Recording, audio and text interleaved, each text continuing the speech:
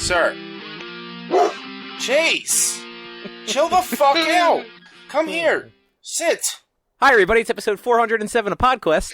Hey! That's all gonna be in it, isn't it? Maybe. Who knows? It depends how much I care to, delete things. It's Wednesday, June 1st, 2022. I am Chris.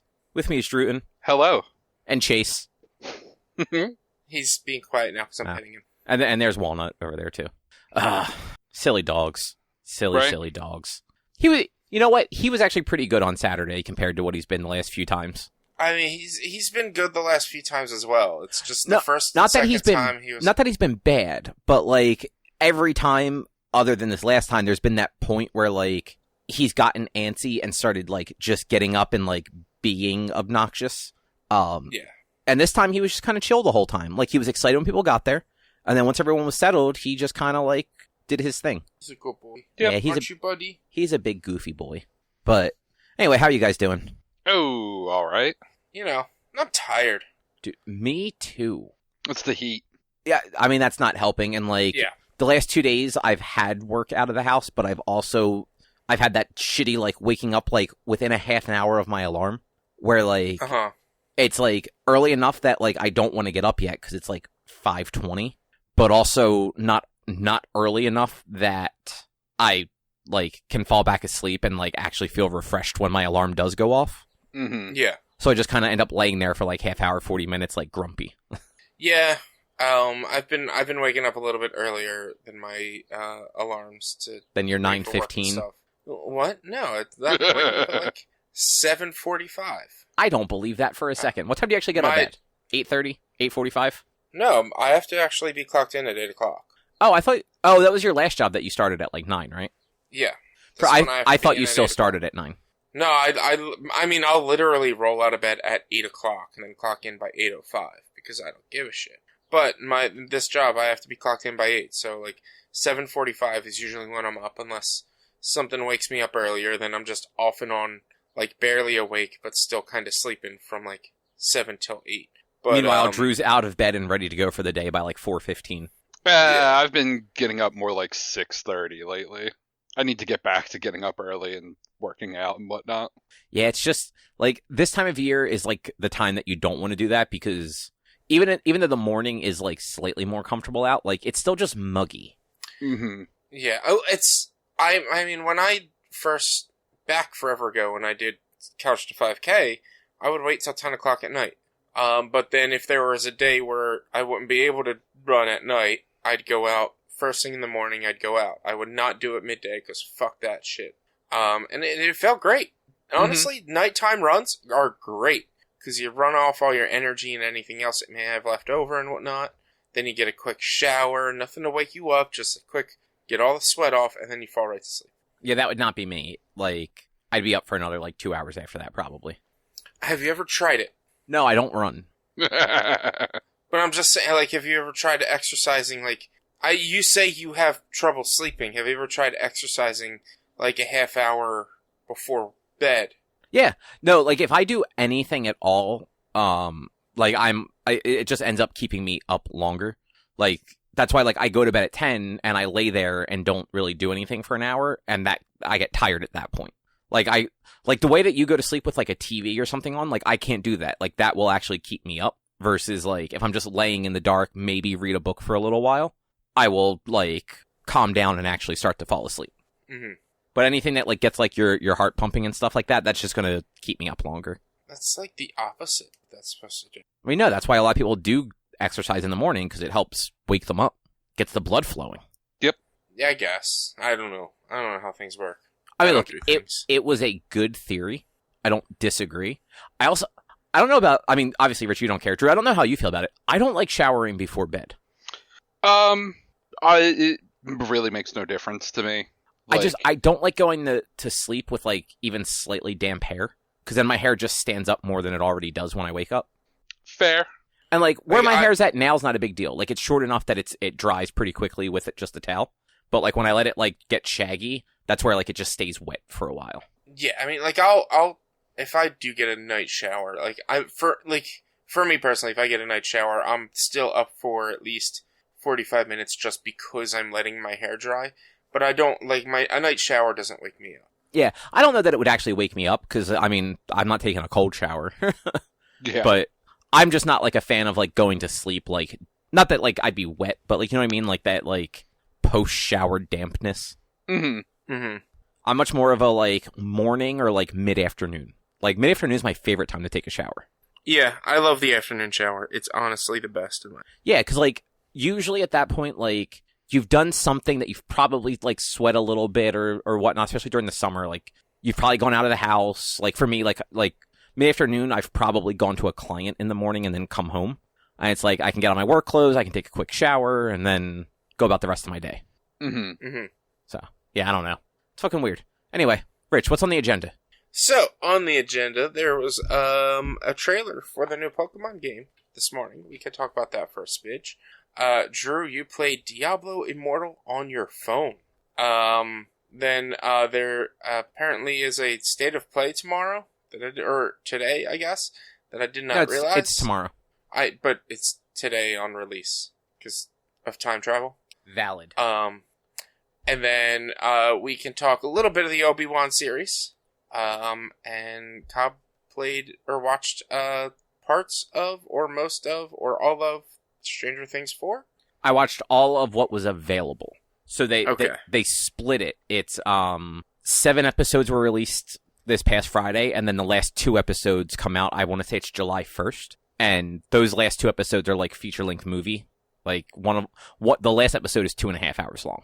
Jesus Christ! Is it the finale of the series? No, there is at least one more season for these characters. I don't know if that will actually be the official end of the show or not, because I know initially the Duffer Brothers that created it wanted it to be a an anthology, but then people liked the characters so much that they just kind of kept this story going. Mm-hmm.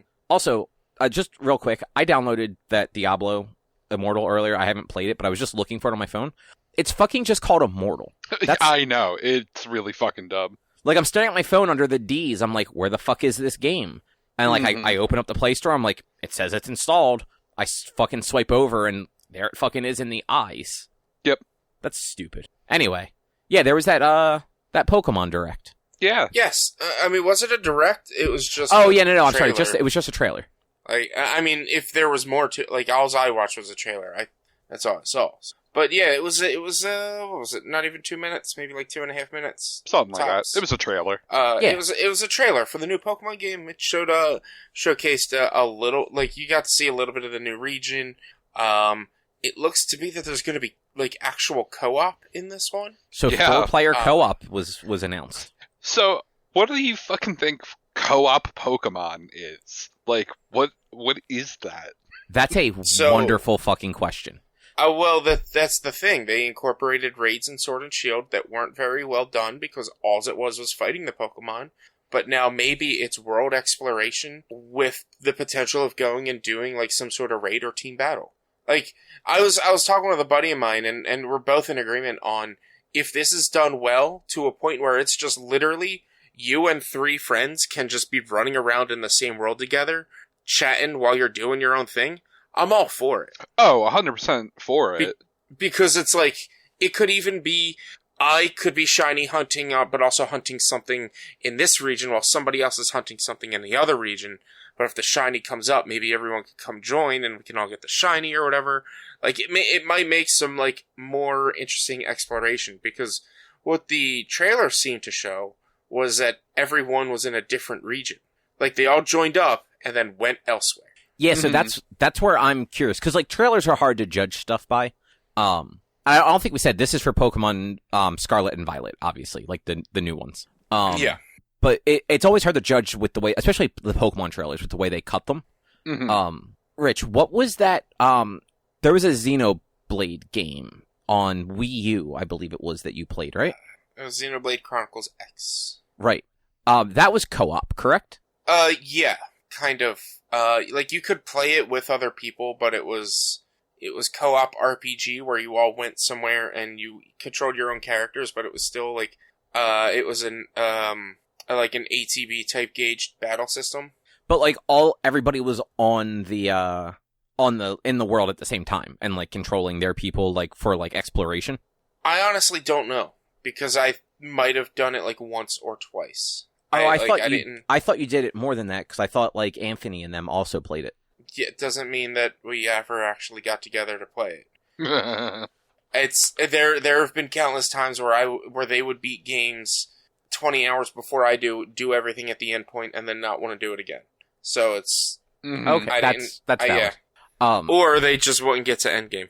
So yeah, I'm curious if it'll be something more like kind of what you just described, where like you're in the world, but you're kind of just like mostly doing like your own like instance of things. So like you might see the same Pokemon, but like when you start a battle, like everybody is actually battling their own version of it. No, that's not going to happen. There's no way they would do that. Where it's like if one person is controlling it and there's 4 people there and everyone gets into the same battle, but you do your own thing in each battle, that's not going to happen. Well, like what's the like you can't have 4 Pokemon versus 1.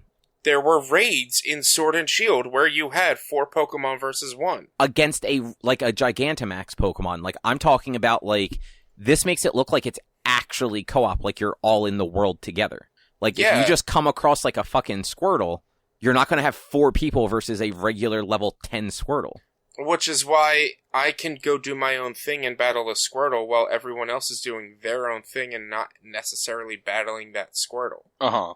No, absolutely. You can. I didn't mean that like if you start a battle, everybody started the battle. I meant that if multiple people tried to battle the same thing, they would be in their own instance of it. It looks to me like they're pulling the open world style of Legends Arceus to where like you can catch things without having to battle and such, and the co-op is going to be everyone on field. So everyone fighting everything. The reports, because they haven't confirmed it, are that it's not going to use the open world like battle catching that Arceus did. It's going to use what the fuck was the point of Legends Arceus? A good fucking question. Yeah. Well, so Legends Arceus was 100% a proof of concept. If you're not going to hold on to that, what the fuck was the point of it? These games are too close. Not a game. Rich, these games are too close together. I know, but I'm just saying, like, Legends Arceus is not a game that has battling, is not a game that has trading, and all you can do, because just recently, is upload your shit to the Pokemon Home. What the fuck point is Legends Arceus if, like, why would you have released that?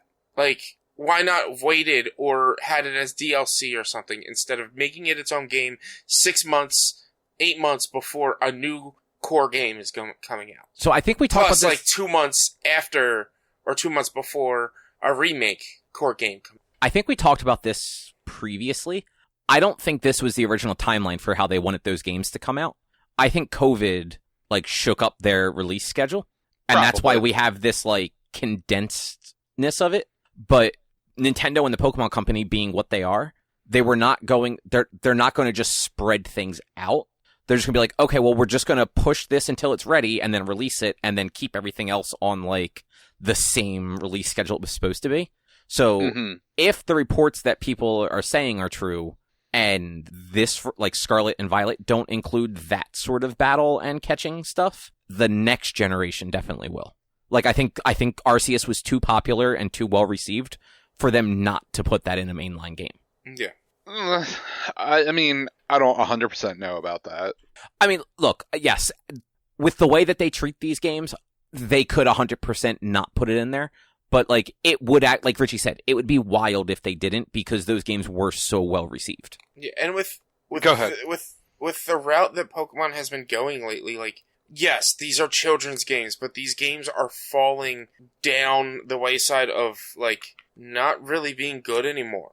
Like we had some good to say about Sword and Shield, but overall our experiences for Sword and Shield were barely savory. And that's if they keep pushing this in, but we both have talked about how great and how much fun Legends Arceus is, and how great the battle, like the combat, not the combat system, but how great the combat system is, how great the catch system is, and how cool exploring the open world is.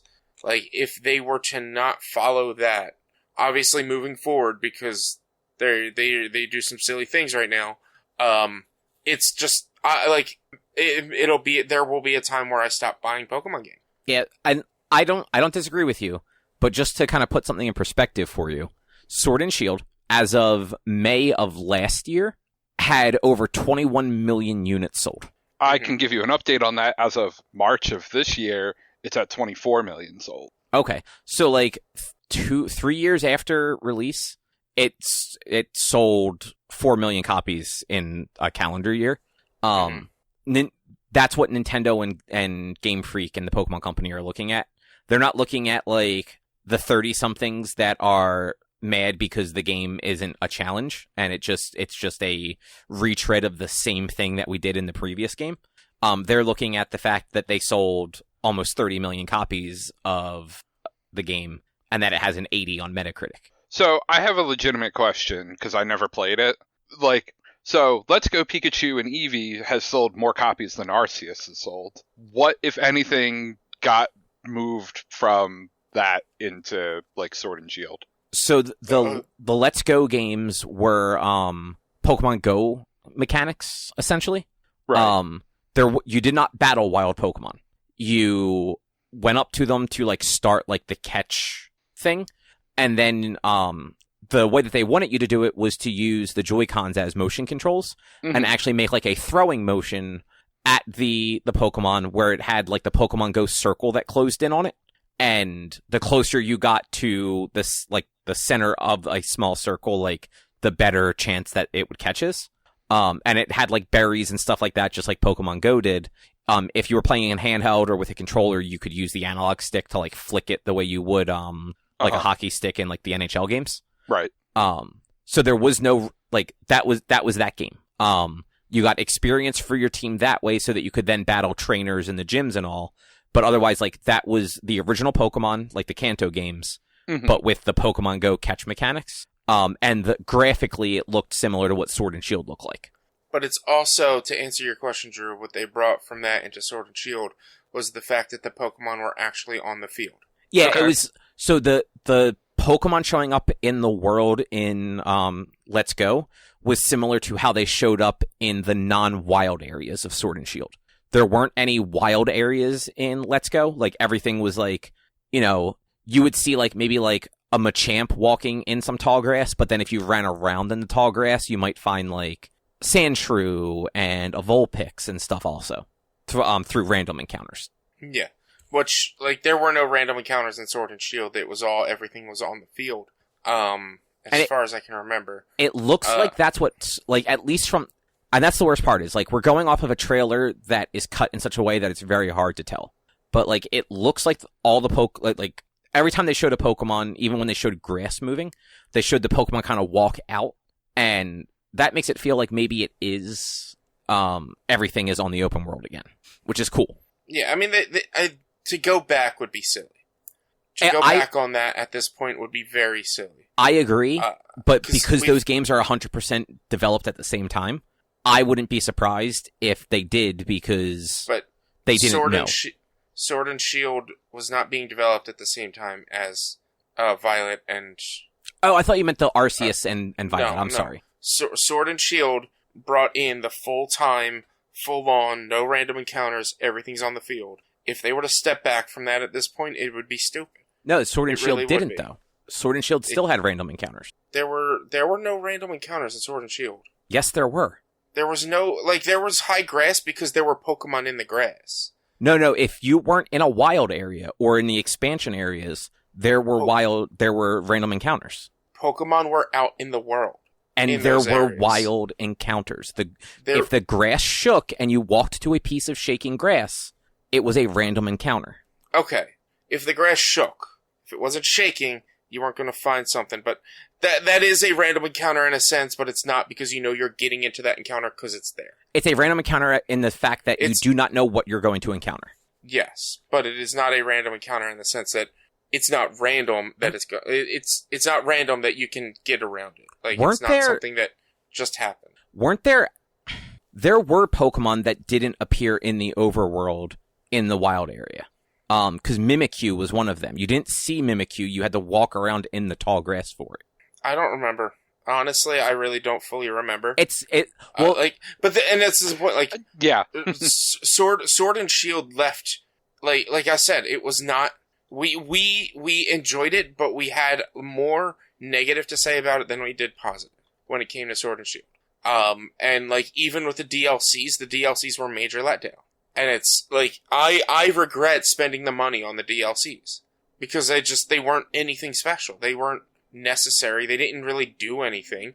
They added more Pokemon, which I didn't need to get the Pokemon because I could have just traded for them. Yeah, and like I thought both expansion areas were neat, but they weren't enough. Like I never finished the second one. Like I finished like the quote unquote storyline of it, but like by the time I did that, I had no interest in trying to get the other stuff. Yeah. No, I didn't catch all the legendaries. I didn't do all of the other stuff. Like I didn't care. It made me not care. Like the game itself, the story was just boring. Mm-hmm. The Pokemon were cool. Mm-hmm. But honestly, I wouldn't even say the story was boring. The story was non-existent until the very end of the fucking game. And then you had more story in the post-game of Pokemon Sword and Shield than you had in the entirety of the fucking game. Yeah. And that's like this, and that's what I hated about the post-game stuff. The Get Zacian and Zamzenta stuff is, in order to do that, like in order to get any of that content that did not even get mentioned during the entire fucking game, you had to beat the game to get some story content. That was the best story content we got out of that game, was after you beat the game. Like, it was poorly put together. Like, the characters were cool, the Pokemon were cool, the deferring gyms were cool. Like, there were cool ideas, but overall, it was a poor Pokemon title. And if they continue down this route and don't pick up what people liked about Arceus in future games, these games are going downhill. They're definitely going to be going downhill. They are going downhill, but they're still going to keep selling because we've complained about it before. Like, they're not marketing it to us or even people 10, 15 years younger than us. They're marketing it to people 30 years younger than us. But let me also ask you, you said it was what, 30,000 copies of Sword and Shield or whatever? 25, 26? Almost 25 million.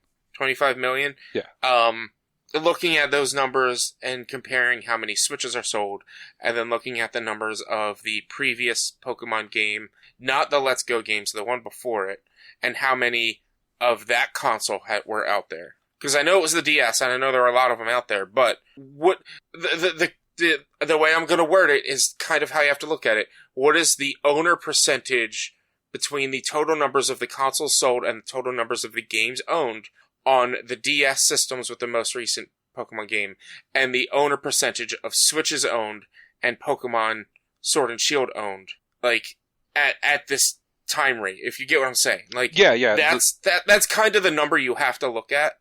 Yes, there were almost 30 million copies sold, but are there 30 million Switches? There's more than 30 million Switches out there. Whereas maybe there weren't 30 million DSs out there, but there might have been however many Pokemon games sold. All right, so I'm looking at like an article about, so Sun and Moon and Ultra Sun and Moon were the last two on the 3DS.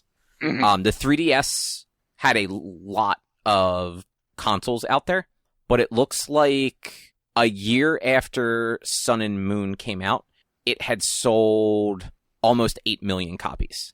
Okay. I just saw 16 million for Sun and Moon. After a year? As or of lifetime? Lifetime. Okay, so so I'm looking at an article from a year later. That's why. So in 7 years, I guess that would be 6 years, it sold a little more than half of what Sword and Shield sold. Mm-hmm. But this is it'll be an ongoing thing you have to keep looking at. Like, how long? It's Sword and Shield hasn't only been out for a year. It's been out for what, 3 years now? Yeah. So we would need to find, for comparable numbers and everything, again, and I hate being very pedantic about this, but we would need to find the owner percentage 3 years post Sun and Moon of people who had DSs and people who had Sun and Moon, and the owner percentage of people who have Switches and people who have Sword and Shield now, and compare those. But this is all just like to see, like, yes, Sword and Shield. All I'm saying is Sword and Shield sold more copies, most likely because there's more Switches out there. No, I mean, that's almost certainly the case, but also in a shorter amount of time, it has sold almost double the amount of copies that Sun and Moon did. In half the time, it sold double the copies. And in 7 years from now, is that number going to be up? Is that number going to stay where it is? Has it evened out now? Has it plateaued? Or is it going to keep going up? Because yes, in that amount of time, it has sold more. But is that just because the owner percentage is higher between the Switch systems and the DS systems? Well, so percentage-wise, no, it's lower. Like, there are more Switches, so it's actually probably close to even, honestly. If it's 16 million and there were 76 million 3DSs sold, and 25 million and there's 107 million Switches sold, so roughly 1 in every 4 Switches had a Pokemon game, and 16 into 76 is also roughly 1 in 4. So, yeah, percentage-wise, the sales did not go up, really. Yeah. And it looks like Arceus, in the first week it was available, sold 6.5 million copies. So, like, Pokemon games sell well, and, like, the Arceus goes to show that, like, a different take on the games will also sell well. And I feel like Arceus did get, again, from our demographic, got more, like, positive buzz than Sword and Shield did long term. Mm-hmm. Like, people were excited for Sword and Shield when it launched because it was different, but then found out that it really wasn't different in the ways that people wanted it to be different, whereas Arceus is. Yeah, and it was more different because we didn't get actual fucking puzzles and shit in the game. We didn't get any challenge either. Like, I mean, we got no puzzles, we got no challenge. What was the last Pokemon game that you played all the way through before Sword and Shield? Sun and Moon. So I don't remember there really being any puzzles or challenge in Sun and Moon either. There was challenge, there wasn't puzzles. Okay. There was challenge. Sun and Moon got difficult. Like midway through and beyond, like some of the story content, and like they didn't hold your hand to the point of like healing you between every fight. Like some of the boss fights, and it might have just been my team I was using, but some of the fights in general were difficult. That was a difficult game, at least in my opinion. Yeah, I never had problems with it. That's why I was curious if you had played any of the recent ones, because I couldn't remember. Yeah, no, it's Sun and Moon, and I've played them all. I've played every Pokemon game. I've not necessarily played all of the updated versions of them, but I have played, and not necessarily beaten, but I've played every like generation of Pokemon. Every generation of Pokemon game that has come out. And it's like, my favorite one was Black and White. By far, greatest story, greatest gameplay, greatest Pokemon, Black and White. Like, that's what I hold Pokemon to. And nothing has been reaching that. Yeah, see, I think Gold and Silver was better. But, like, I was also at an age where, like, Gold and Silver was, like, I was 12 or 13 at the time. Whereas, like, you were probably, 15, 16 when Black and White came out? I forget when Black and White came out. Like, that was like... Oh, no, I'm getting Black and White and Diamond and Pearl swapped. Black and White was more recent. I apologize. Oh, wow, it was 2010. Yeah, I had Black and White and Diamond and Pearl swapped in my head. Yeah, so 2010, I would have been 20 years old, give or take. Wouldn't you be like 22? Yeah, 22. Or no. You were born in 88, right? Yeah, I'd be 22. I remember the story in Black and White, like, actually being really good. Like, it was really good, and like it actually being like, relatively mature for was it. Was X and Y also kind of mature, or am I also getting X and White and Black and White confused? No, I feel like X and Y also was a little more. Maybe X and Y the one where it was, maybe it was X and Y that I'm thinking though. So I remember one of them had X and Y had like a war background story on it, where like the one dude and the Pokemon are fucking immortal.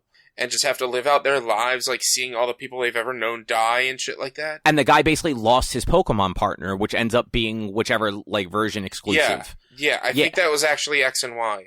And, like, that was really good, too. Like, that was up there. That reached the standards. Like, but fucking, no, like, we don't get that anymore. No, and, like... We get, hi, I'm Hop, and I'm gonna be a shitty kind of protagonist that no one fucking likes, because I'm just bad. Yeah, because they are catering it more towards a younger demographic.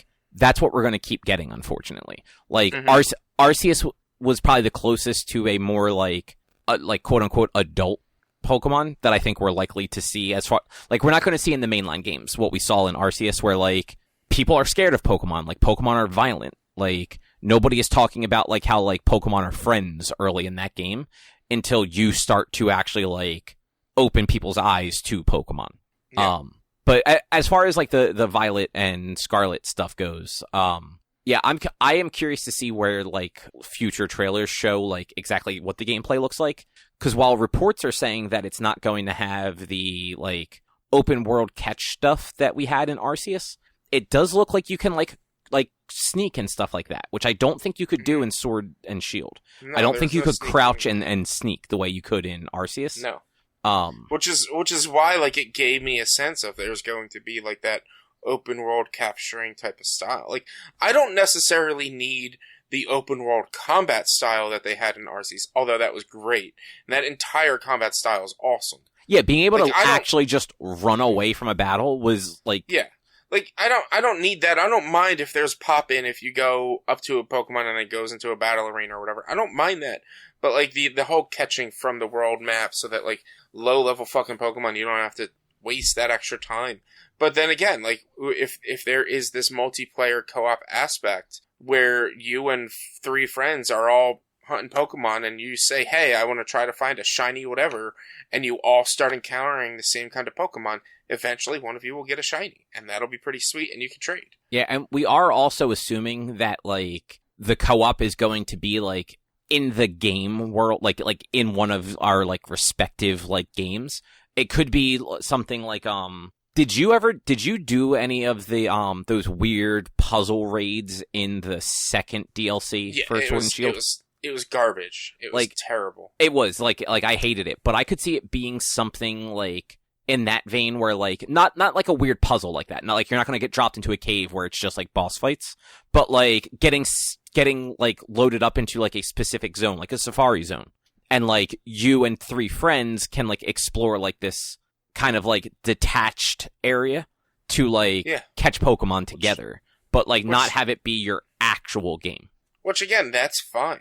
That's fine. Like, yeah. The idea is, let me hang out with my friends and play fucking Pokemon together. Like, let me make the grind less unforgiving by just being able to actually chill and hang out with friends while I do it. Mm-hmm. Yeah, I agree. They did also show off, so there's going to be 2 different professors this time, one for each version of the game. Mm-hmm. There's going to be, your, like, friend rival person. Looks like they are going to be a more experienced trainer.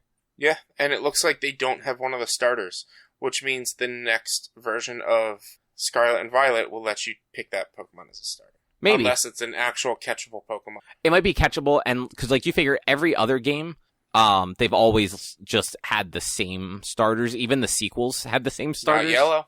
Oh, yeah, you know what? Yellow was the outlier, but even you had, like Black and White too, you still were given the same 3 starters. Yeah. And they showed, what was it, 3 Pokemon? They showed Palmy, which is it's another fucking electric mouse. Mm-hmm. They showed Lechonk, which I think is Richie's favorite Pokemon. It's a truffle pig. He's a pig, and his name is Lechonk. And then they showed Smoliv, which is a fucking little olive Pokemon. Yeah. Honestly, like, I like that they're leaning into just silly, like, puns for some of these names. Mm-hmm. That's the thing that they always have. They've always tried to lean into more silly puns. Yeah, but I feel like they don't always land, like, just because, like, they're, like, trying to, like, localize certain names. Yeah, absolutely. Absolutely, they don't land. But, like, at least these 2 seem to have landed. Yeah, like, when your basis is, like, yes, the previous game's basis was UK and England and Scotland and stuff, so, like, it should have landed a little bit better for the English-speaking areas, but, like, for some reason, that Spanish-based game, these are landing better than the English-based game, which is funny. Yeah, that is actually kind of funny. I'm trying to find, did they not give us names for the new new legendaries, or did they only show us pictures of them? I mean, your link says unveiled for Koraidon, the new legendary Pokemon mascot of Pokemon Scarlet. So I guess maybe that's it. That's according to the link you posted on the doc.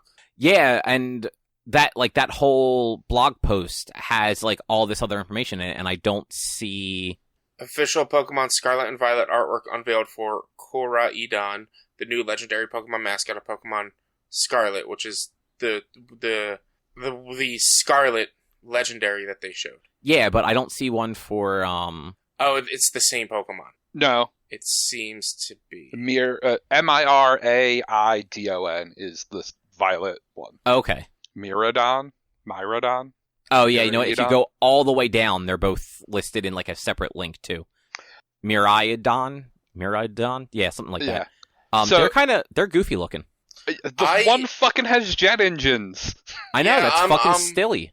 I'm 100% getting Scarlet, because, like, I just prefer the Scarlet one. Like, I hate the jet engines. You like the mating season plumage that the Scarlet one is displaying. Honestly, yeah. Like, it just, to me, it looks cooler. Like the Scarlet legendary looks like he's out there trying to have babies. If that's what you think about when you see that one, sure. Look at him. He's got all the colorful plumage popped out. His chest is all like puffed out. Like he's trying to impress a lady so that they can have babies. Yes, that's fine. I think he looks awesome. He's impressing me, so he's doing his job. I don't know. The one with jet engines is fun. I just, when I saw that it had jet engines, I was like, are you fucking kidding me? I mean, look, there are, look at, what were those two that look like fucking airplanes? Latios and Latias? Yeah. Like, there's a fucking ice cream cone and a key ring. The fucking... wasn't there a dragon in the last one that launches little dragons off of it? Yeah, Dragapult or something like that. It's a fucking aircraft carrier. I mean, that wasn't just introduced in Sword and Shield though. That's been in a few of them, I believe. But like, that's still like, I don't know. The jet engines are just like, it's just the jet engines that take me out of it. Like, I just think it's dumb. I think the jet engines are dumb. Like, everything else about him, he looks pretty neat, but it's just like, the second I saw jet engines, I'm like, really? This is stupid. It happens. Like, it's stupid. So, I didn't realize what the, theme for this one was until I noticed someone mentioned it in a comment, and I was like, oh, shit, look at that. That it's past and future. Oh. Like, look at the fonts for Scarlet and Violet, and then, look at the two dragons, or whatever the fuck they are. The one is, old, has legs, it's scripty, and Violet is very blocky, and and then the fucking thing has fucking jet engines and whatnot. Or even classic and modern or whatnot. And then I don't know if you saw the two professors, the full body images. Look at that. The lady looks more like prehistoric basically, and the guy's wearing a fucking spacesuit. Mm-hmm. And he's got the classic hipster haircut with the shaved sides and the swept back front. It's gonna be interesting to see, what if we get two different stories from these games? It's possible. They might be setting something similar up at least. Hey, at least judging by some of the other images, you don't have to wear that goofy suit that everyone was wearing in the first trailer. So that's something.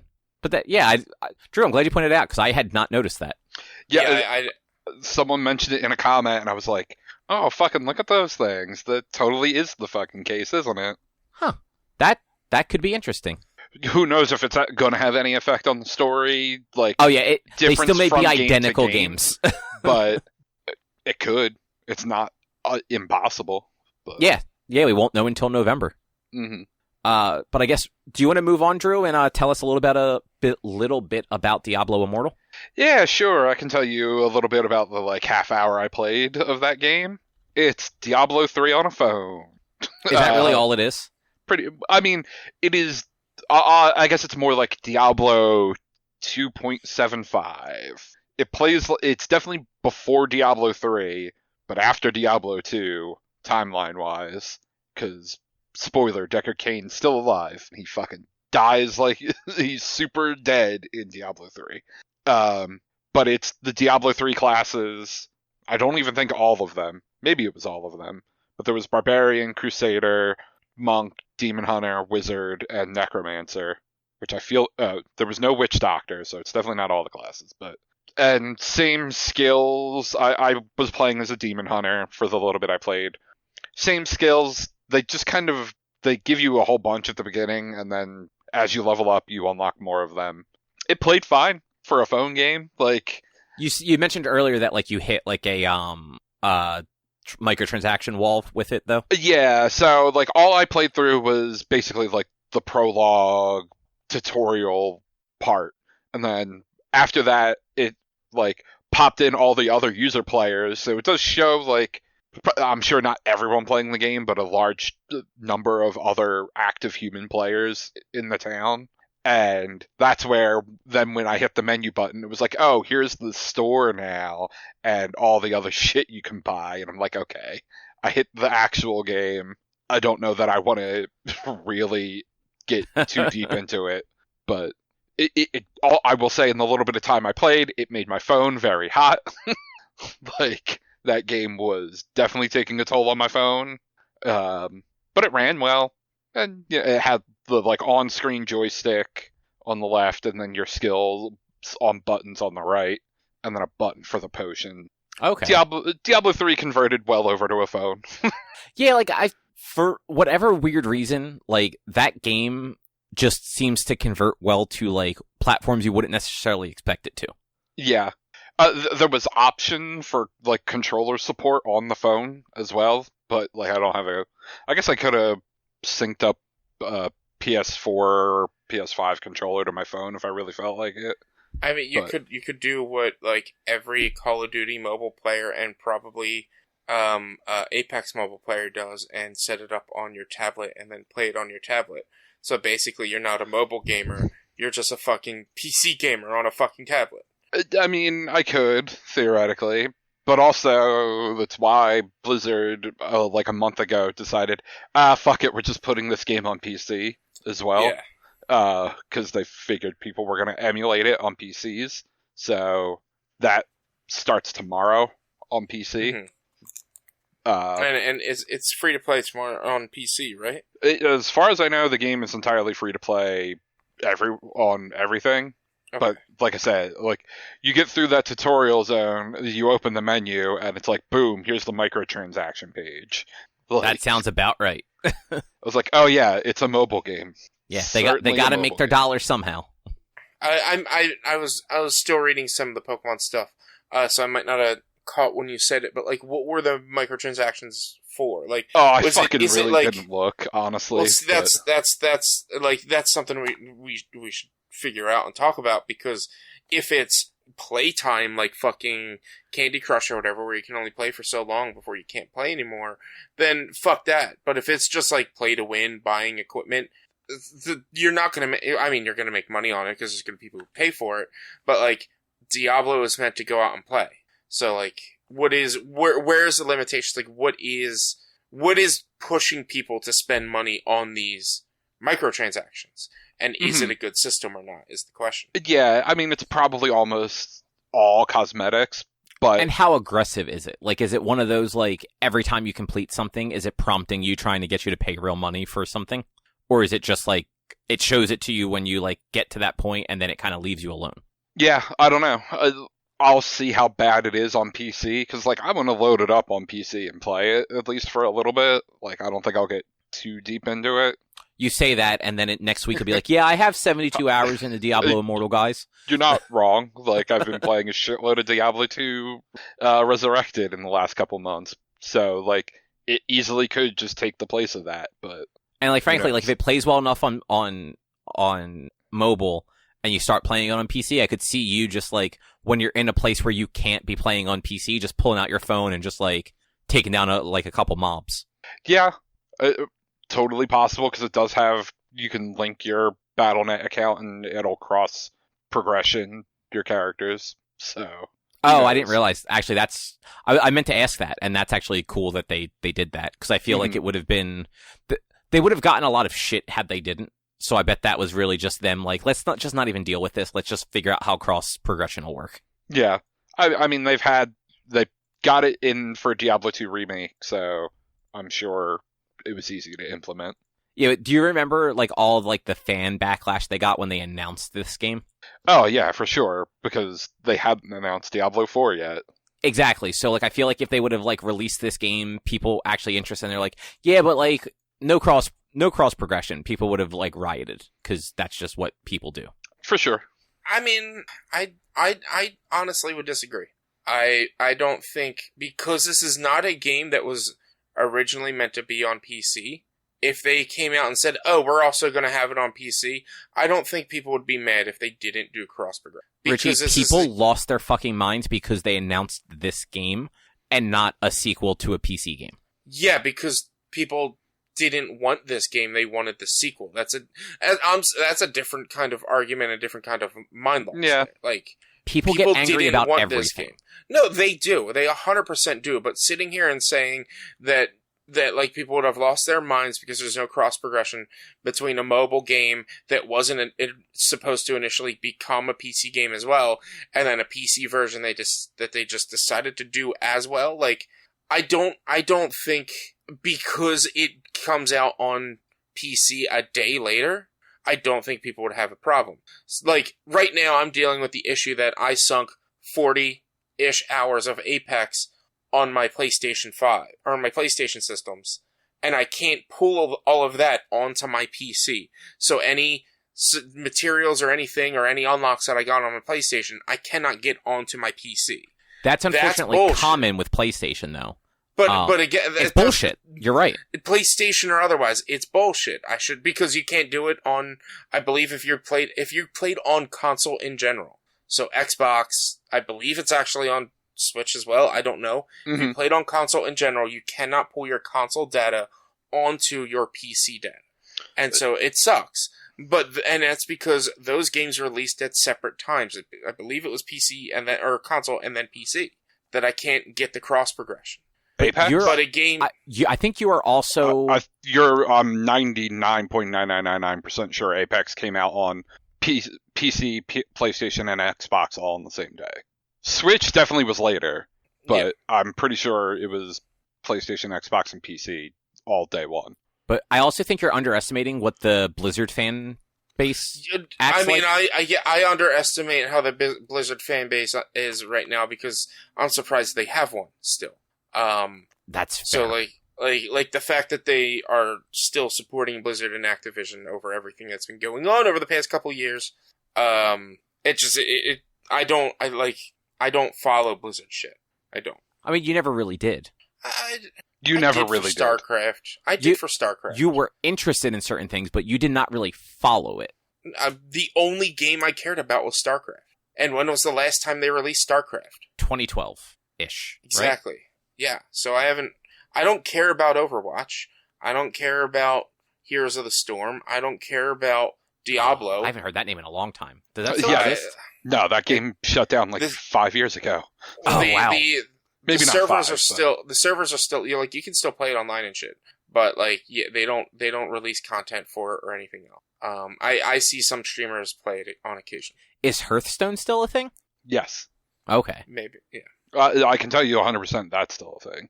Yeah, I played that a little bit, but if they were to give me Warcraft 4, I'd be all for it, and I'd be all in it. If they were to give me StarCraft 3, I'd be all in it. But they're not giving me the games that I'm wanting, and right now, if they were to turn around and release those games that I want, not until Microsoft owns them. Not until there's new heads of state and stuff. Which, I mean, that's absolutely fine.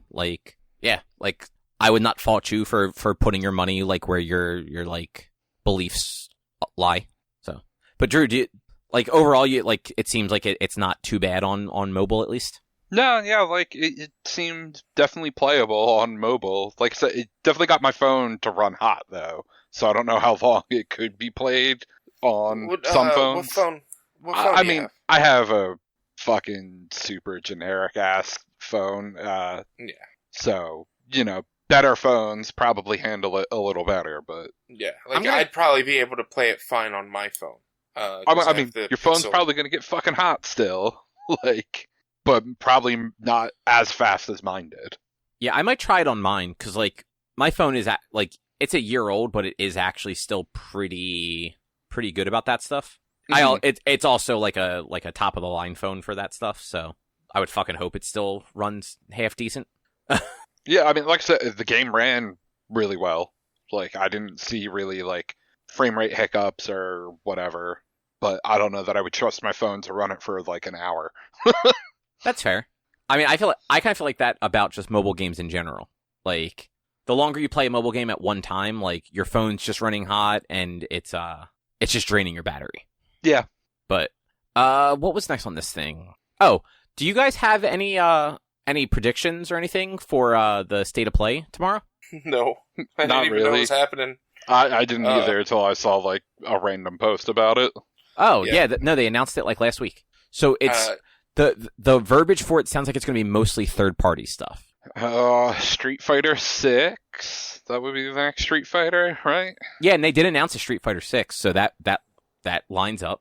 I have a prediction. It's going to be Deathloop. Oh, yeah, no, 100% Deathloop Definitive Edition. It's been a year. Yeah. Deathloop Game of the Year Edition. Have they released any DLC for Deathloop, Drew? I think so, but I don't remember. Real quick, just to double back on the Pokemon stuff, because that blog post that you shared actually had information on Professor Sada and Toro. Each professor is carrying out research into lore passed down in the region. So, future guy is looking towards the future, past lady is looking towards the past. Oh, that's kind of cool. That's what I'm putting together. So that she's dressed like people of the past, he's dressed to be somebody of the future. Okay. But, like, they both look into lore of the past. Okay, that's actually, you know what, that's actually kind of cool. I'm okay with that. Yeah. But yeah, I have no predictions for this state of play. I really don't know what's upcoming with PlayStation. I don't really know what's upcoming at all. Like, this is around when we would normally have E3, but we're not getting E3 this year or ever, probably. I think, right? Yeah, at least not this year. They claim that it'll be back next year. Yeah. But, like, there are some, like, game conferences and things like that happening in the near future that, like, I feel like are bigger than a state of play that Sony is just going to throw out there at the beginning of the month, or no, it's not the new quarter, it's the end of the quarter, maybe, that, like, there's nothing going to be, I don't think there's going to be anything too mind-blowing. We'll get more Dino Crisis, non-Dino Crisis. Well, we might also get, like, what's that Forspoken game? That's a Square Enix game? Right. Yeah. There's also Final Fantasy 16, maybe? Ooh, or 7 Remake? Maybe Kingdom Hearts. Like, I don't know. It's there's too much, but also too little to try to make a prediction. Because, like, everything that we might think of, everything we've heard of, there's no set release dates, there's no set release window or anything like that. Everything's still getting pushed back constantly. I don't think, again, like a state of play that they announced last week, like, I don't think they're going to be blowing all their big information now. Because there's other conferences coming up in, like, the next month or two, I think. They'd be waiting on that. No, cause there's nothing that Sony would necessarily be involved in that's not their own thing. And also, like, this is listed under Jeff Keighley's Summer Game Fest. Oh, is it listed as a Summer Game Fest? Oh, is it, like, in association with them or something like that? It's listed on Summer Game Fest's website, so... Huh. Which, that's fucking next week, by the way. Jesus Christ. Summer didn't even start yet. Yeah, like, June 9th. It's not summer yet. Not technically, but Memorial Day happened, so it is. Kids are still in school in the East Coast right now. Fuck kids. Damn. That's mean. I don't know why you would do that. But Final Fantasy 16 is a good shout, because, like, I've been seeing talk that game's done. And, like... Really? Yeah, I'm pretty sure there were, like, tweets from the producer, like, the game's done and ready to get a release date or whatever. Huh. Well, that's interesting. I'll be 100% honest, I completely forgot about 16. Like, mentioning it reminded me, like, oh yeah, that was actually something that I'm super interested in, because the potential Soulsborne style that they might be bringing into it and stuff. But I totally forgot about it. And honestly, at this point, if it's anything like Elden Ring, I'll pass for a bit. Okay, yeah. About a month ago, The producer says that the game was near completion and a trailer would be coming soon. So yeah, no, 100% it's being shown tomorrow. Yeah, no, that I actually didn't know that. That definitely, yeah, they're not going to waste time on that. They're going to show that game. I don't know that they will give us a release date, but they'll definitely show it. Maybe they will. Maybe if the game's like supposedly almost done, like yeah, I think there'll be a release date. It might not be soon, but we'll get it. We'll get it holiday. It'll be holiday. Yeah, I could see it anywhere between like November and next March. I'd say November and January. Yeah, maybe. Yeah, you know, it wouldn't be super crazy for like a Q4 release this year, but I could still see it being like sometime like early mid next year. So I guess we'll find out tomorrow. What is next? Oh, Obi-Wan. Yeah. Sorry, it took me a minute. I didn't have the outline open. Wow. Well, it was open, but like it was in a different tab. Like, give me a break. Stuff's happening. No breaks. Nothing's happening. No breaks. But Rich, what did you think of Obi-Wan? Well, the first 2 episodes at least. It was fine. It was interesting. But like nothing blew me out blew me out of the water with it. Like I thought it was cool, but I was like, all right, this is okay. Like once you find out what his mission is because I haven't done any research, I haven't read up, I haven't seen any trailers or anything. Once you find out what his mission is, like it keys in, like, oh, you know what, that makes sense. That would totally make sense for them to do something like this, to fill in like that sort of not plot hook, but like what's the word? But like to fill in that, like to get you to understand, like, hey, how did she know him? How did she know him? Yeah, and it's kind of weird because her like Leia's message to Obi-Wan in A New Hope does not sound like she knows him if you think about it. Mm-hmm. Because her message is like, you served with my father in the Clone Wars, and you know we need your help, all that stuff. Like, at no point does she say, "Hey, it's me, Leia. Remember that time you like saved me?" Yeah. So I wonder. It's also like 10 years post. Like it's 9 years before A New Hope. Yeah. So like she's how long are they? It's only a 6-episode series. How long are they actually going to be together? Like, yeah, she'll be like she's gonna be like, hey, I'm Leia, you helped my father, Bob. Like, she's gonna look at it more as, you know my father than you know me. So, like... Absolutely. I'm just... In much the way that Star Wars canon is just kind of a bit of a mess, this is going to also make it slightly more of a mess, because Obi-Wan in A New Hope also doesn't seem to know who Leia is. Whereas, like, he went... Just in the 2 episodes, he went through a lot of shit to get this little girl. But and again, like that's when Lucas wrote A New Hope, when Lucas wrote Star Wars, it was just called Star Wars. It wasn't Episode 4 A New Hope. It was called Star Wars. He didn't have plans that Vader was going to be Luke's father and shit absolutely. like that. No, so like everything is kind of like every movie ends up breaking the canon of the one before it.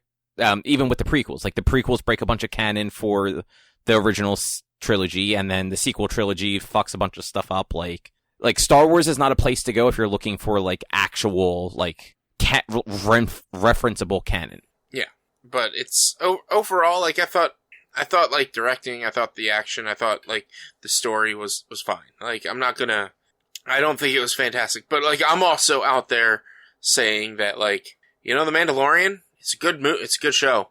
That's not a show that saved the Star Wars series. Like this prequel or the sequel trilogy wasn't as bad as you think it was. So like they're all good, fine movies and content. Honestly, the best Star Wars thing to come out in the last 20 years, I'd say, would be Rogue One. I don't know, man. The later seasons of Clone Wars, real good. Apparently Rebels is too. I'd have to watch those to be able to like definitively say that. But like as of right now, based on what I've seen, based on what I've watched, my preference, Rogue One, best movie and show, best thing to come out of Star Wars, honestly ever, in my opinion, right now. Like unless I were to watch Clone Wars, Rebels, and maybe read some of the books, some of the canon stuff. I know the books pre-canon or like before the canon was changed, like might be amazing, but and I'm just talking canon stuff. I think Rogue One is actually one of the better movies, but I think it honestly relies too much on you knowing what it's building to be like standalone for me to like consider it the best. I mean, maybe. Like the only way to know for sure is to show someone Rogue One without them ever having had seen anything else to see what their thoughts are on it. Or like have them watch Star Wars in cringe timeline order of 1, 2, 3, like Rogue One or like Solo, Rogue One, 4, 5, 6, 7, 8, 9, like to see what they think about it. But in my eyes, someone who has seen all the Star Wars, like I do think it is the best. But you're right. I might think that's the best because I knew too much about it going into it. Yeah, and don't get me wrong.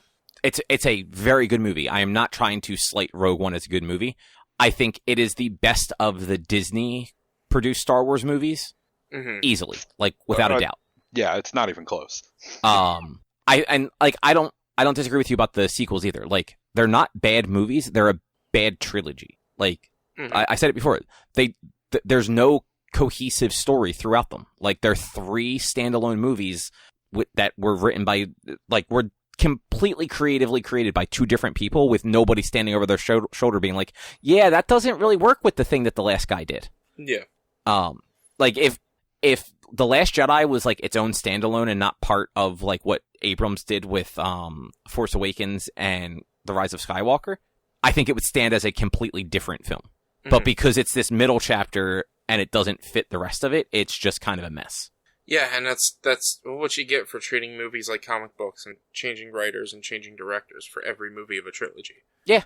As far as Obi-Wan goes, though, like I liked what they were doing with it. I like that they're bringing in some of that more like weird extended universe stuff, like with the Inquisitors and all. Like you see them in some of the games, you see them in some of the books and stuff like that in the comics, but like they've never dived into them in like the movies or shows to my knowledge. And that's just like an interesting thing because they're basically the Force users that the Emperor didn't kill. Some of them are like former Jedi actually, even that he was able to like corrupt to the dark side. Yeah. And uses them to hunt the Jedi. Yeah.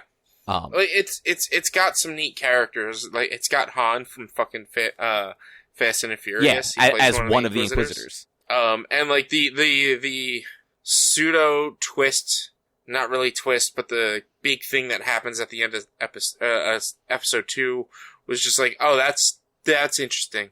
That's really interesting. I actually didn't expect that to happen. I expected there to be like a fight between them. I didn't expect it to just be like all right, well that's that, I suppose.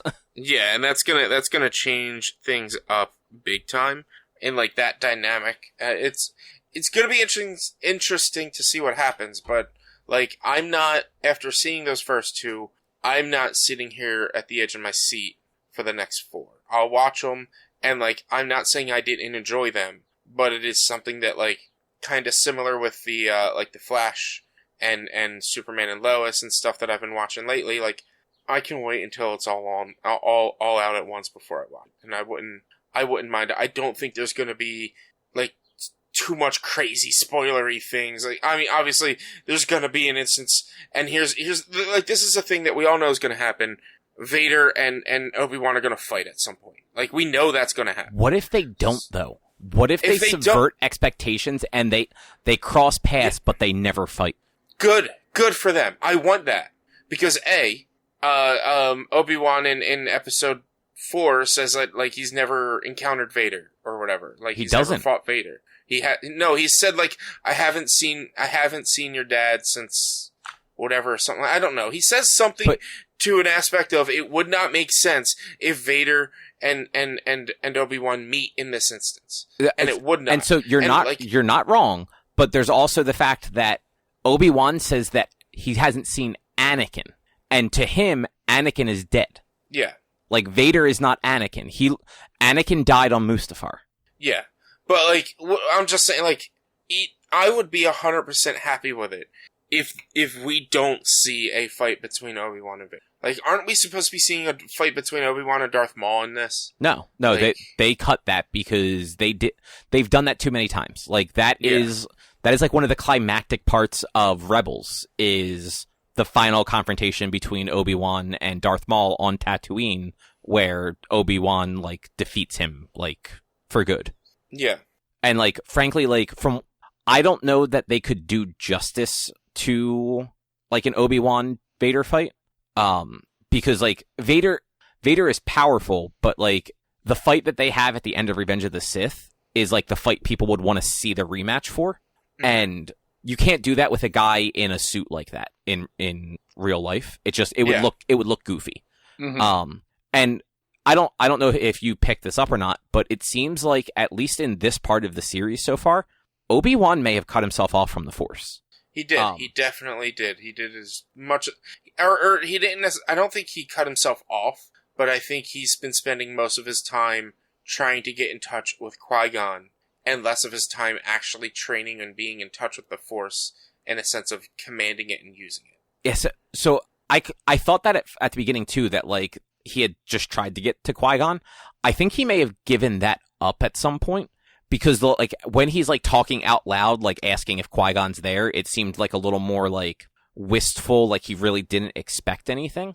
But then the scene where he's trying to save, the little girl Leia, it looks painful for him, like he hasn't opened himself up to the Force in years. Yeah, it to me, like, I agree to a sense. Like, I don't think he has cut himself off, but I do agree that it looks like he doesn't have the control that he used to, and I think it's because he hasn't been training for that, to use the Force in that sense. Yeah, but, like, so, like, that fight would actually probably not just, it probably wouldn't be what people want to see. It would mm-hmm. probably be a step up from their fight in A New Hope, but not, like, the rematch that people would want to see after Revenge of the Sith.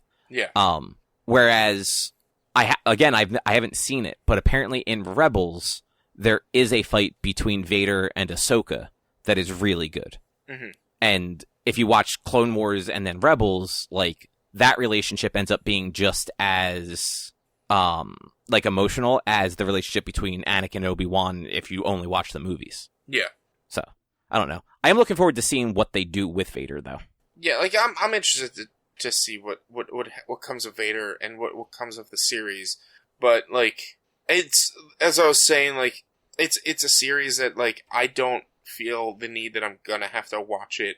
There's nothing major is going to happen that's gonna blow my mind. Like, we're going to get a fight between Vader and Kenobi. We're going to get, like, you're going to see Leia go back home. Like, none of this is going to be wild and crazy to where, like, it's going to be a major spoiler that I see it on the internet or whatever. Like, I know everything's going to happen. Like, and this is kind of, like, my mindset when I was going into episode 3.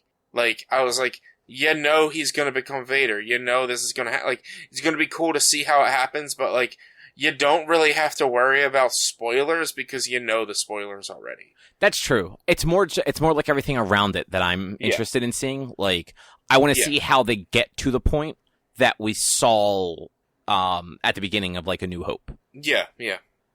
Whereas, like, I'm actually more interested in seeing these episodes as they air than I am for any of the CW stuff. Like, I haven't watched any of the CW shows in weeks at this point. What was the last episode of Flash I watched? Oh God, I don't even, honestly, like, I think it was the one where Iris and the Sue were in, like, the other place trying to, like, track down that one girl. They're in Coast. We could get into it about the Flash right now and how they fucked up everything with this season. So, like, it's Iris and Sue will go to Coast City, which is on the other side of the country, and then Iris is told by the Steel Force at some point, or the Slow Force, or whatever his name is. Oh, that's right, that she's, like, potentially dying, like, or something. Well, she has a time sickness, and she should not leave. She should not move from where she's at. Like, she's allowed to go around Coast City, but she shouldn't leave Coast City. And so they spend a lot of time in this, like, loft that they're in Coast City. you already know about the spoiler, so I don't have to worry about it. But, and this is dumb, the episode that Frost dies, the Death Storm or whatever, goes to her. And Joe's there. In Coast City, out of nowhere. Joe happens to be in Coast City. And then the funeral episode, which is the next one, she's in Central City again. Is Coast City actually supposed to be on the other side of the country? It's supposed to be, like, far away. It's okay. Might not necessarily be, like, I think the idea is Central City is the central of the United States, Coast City is the West Coast, Metropolis, yeah, maybe. And Gotham are the East Coast. I think that's how it's supposed to be. But it's just, like, it's still, like, it's supposed to be far enough away that she should not be able to get back to Central City, is the idea. But, like, they just kind of dropped that. I'm like, what happened to this? What happened to this storyline? I mean, look, the show has been bad for, like, 2 seasons now. Yeah. But I just looked. I am 8 episodes behind. The last episode I watched was about where Caitlyn's mom came and Frost was going to sacrifice herself, but before she actually ended up dying. Yeah. So, like, I'm like 2 episodes before that, 3 episodes before that. Yeah, you're a couple episodes before. But it's just, like, it's cool what they did, but again, like, they kind of just dropped that whole storyline, like, which makes no sense. Yeah. But, like, when it comes to Obi-Wan, I'm, like, at the boat where you are with the CW, where I'm just like, yeah, I'll watch it if I have time, but I'm not gonna, after watching it for my lunch break on Friday, I don't need to use my lunch break to watch it this Friday. I can watch it on Saturday morning or Sunday or something. The shows come out on Wednesdays. Friday was just the first 2 episodes. The rest of them are releasing on Wednesdays. See, that's how little I care. Like, yeah, so the 3rd episode came out today. I assumed it was going to stick with Fridays because we have Miss Marvel next week, which is probably also Wednesday. Like, I thought they were like a day apart. Are they the same day? I have no idea. Usually Marvel shows are Wednesdays, so I don't know. Let's find out. Miss Marvel episodes June. So the 8th is Wednesday, and now Obi-Wan. Like, maybe I was wrong, and maybe it's just this one episode came out today because episode 3 is out. Like, I know that much. Yeah, I mean, I didn't look. I wasn't paying attention. Of course you weren't. I thought it came out on Friday because it came out on Friday last week. They release on the same days. So yeah, episode 3 came out today. Episode 4 comes out on the 8th. Episode 5 and episode 2 of Miss Marvel are the 15th, and yeah, that's funny. Yeah, they're just, I don't know who came up with this schedule. It's silly. Yeah, somebody wasn't paying attention. I guarantee it. No. Like the Marvel people and the Lucasfilm people both like put shit on their calendars and forgot to share it with each other. Yeah. Which, whatever. It happens. Oh, but where are we up to? There was a slew of Star Wars stuff announced. Really, there's only one that I'm interested in. Well, what's that? And it's the animated Jedis series. Oh, the Tales of the Jedi? Says the guy who doesn't want to see about Jedis, I thought.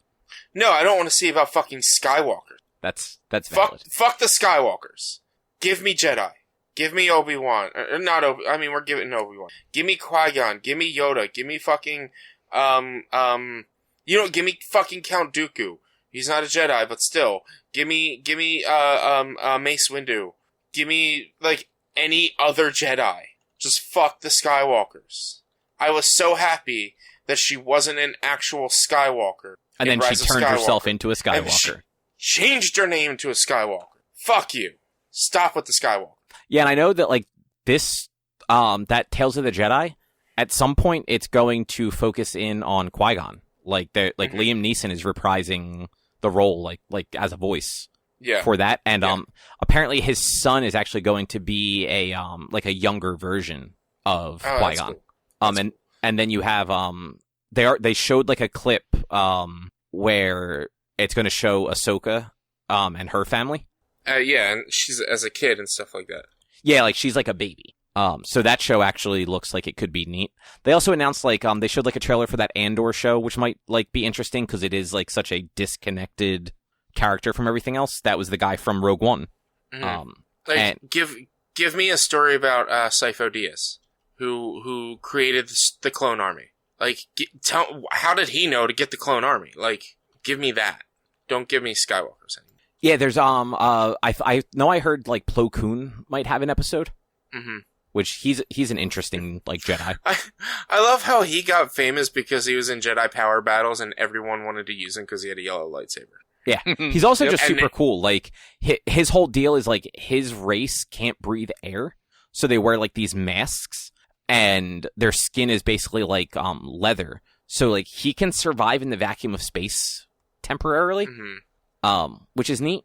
Yeah, but like you think about the people who don't know Jedi power battles, like they're not like, oh, Plo Koon. Like no one knows who the fuck Plo Koon is, and he's getting his own thing because like nerds are like, yo, Plo Koon was the best to use in Jedi power battles. Which one was Jedi power battles? It was like the is that PS1? Yeah, PS1 like side-scrolling platformer beat 'em up. Yeah, thing. it was a side-scrolling platformer beat 'em up that also kind of went along with the episode of or the story of episode 1, but not directly and not entirely, and you only played as Jedi. Yeah, I don't think I ever played that, but if Plo Koon was in there, I probably would have used him. Sorry. It was Star Wars Episode 1 Jedi Power Battles. Is what it was called. Okay. I actually, that name rings a bell a little bit more. For some reason, Power Battles makes me think of a fighting game, but I know the only Star Wars fighting game was Masters of Terrascasi. Mm-hmm. Which, how about a fucking episode about that? Show us the Jedi Masters that fucking invented Terrascasi. I don't know what Terrascasi is, but sure. It's the Jedi fighting martial art. It's what Kira... Well, you never saw Solo, did you? No, I have not watched Solo yet. I think, as far as the movies are concerned, the only time it's mentioned is in Solo. I can't think of the actress's name. Daenerys from Game of Thrones, her character, Kira. When they go into the Kessel Mines, she takes out a bunch of armed guards, and like name drops the Terrascasi. Because I think she was trained. So she was trained by the bad guy, who I'm pretty sure was trained by Darth Maul. Is kind of the way that played out. Yeah. So yeah, but yeah, there. That show could be really cool depending on like who they end up focusing on. Yeah, and that's always been like my problem with Star Wars in general, and like I need to watch it because I'm mad at myself that I haven't. But that like was it Star Wars Legends or something like that? It's on Disney Plus. It's the anthology series, or it's just a bunch of different stories, the a bunch of anime different one. art. Yeah, it's a bunch of different art styles. It's kind of like how they did the Animatrix, but it's Star Wars. Like I watched the first episode of that, and I enjoyed it. It's a really good episode. Got a fucking Funko Pop of that episode because it's so good. Yeah, I kept meaning to go and watch that, and I just kept forgetting it was there. And it's like it's just different stories in the Star Wars universe that I'm assuming now are canon because they're made after Disney bought them. Yeah, they were just made this past year. Yeah, over the past year or so. Yeah, so it's like that's what I want in Star Wars now. I don't want any more of this one sector of the fucking galaxy. It's an entire galaxy, and we get like one little fucking solar system. No, that's all. Or that's all you get. A few segments of solar system. Everything about this universe relies on the Skywalkers. Exactly. They are the center of this universe, and all the galaxies in it do not rotate around suns. They rotate around Skywalkers. Yep, exactly. Like the Skywalkers walk the sky for all of us to be able to live. That's why they're called Skywalker. Like, exactly. But like that's always like, yeah, all the Jedi were killed off in Episode 3. All the Jedi that fucking could be found in that one little sector of the fucking galaxy. There's a whole fucking galaxy. How many other Jedi are there? Yeah, and that's the thing. Like, so the way that everything always portrays it is there were no Jedi not involved in the war. So, like, theoretically, every Jedi that was either like a Padawan, like with their master, or like a knight or master out doing like commanding battalions of clone troopers. But like we've already seen just in all the stuff they keep doing that like some people got out. Like there in that first episode of Obi-Wan, there was the dude who was probably Padawan. Based on like how old he looked in the show and like timelines and all. You have the guy from Fallen Order was Padawan. Even in Rebels, like that's what Rebels is about. It's the one of the main characters in Rebels, he was a Padawan, and he escaped and then went into hiding for 10, 15 years, something like that. And eventually, like, you know, found a kid that was force sensitive and decided to train him. And it's Ahsoka. She never got caught. Like, so she was no longer a Jedi. That is the one, like, caveat to her. She left the Jedi Order at the end of season 5 or 4. So she wasn't with anybody where, like, technically she, like, should have died. And she managed to actually, like, deprogram the few clones she was with. Mm-hmm.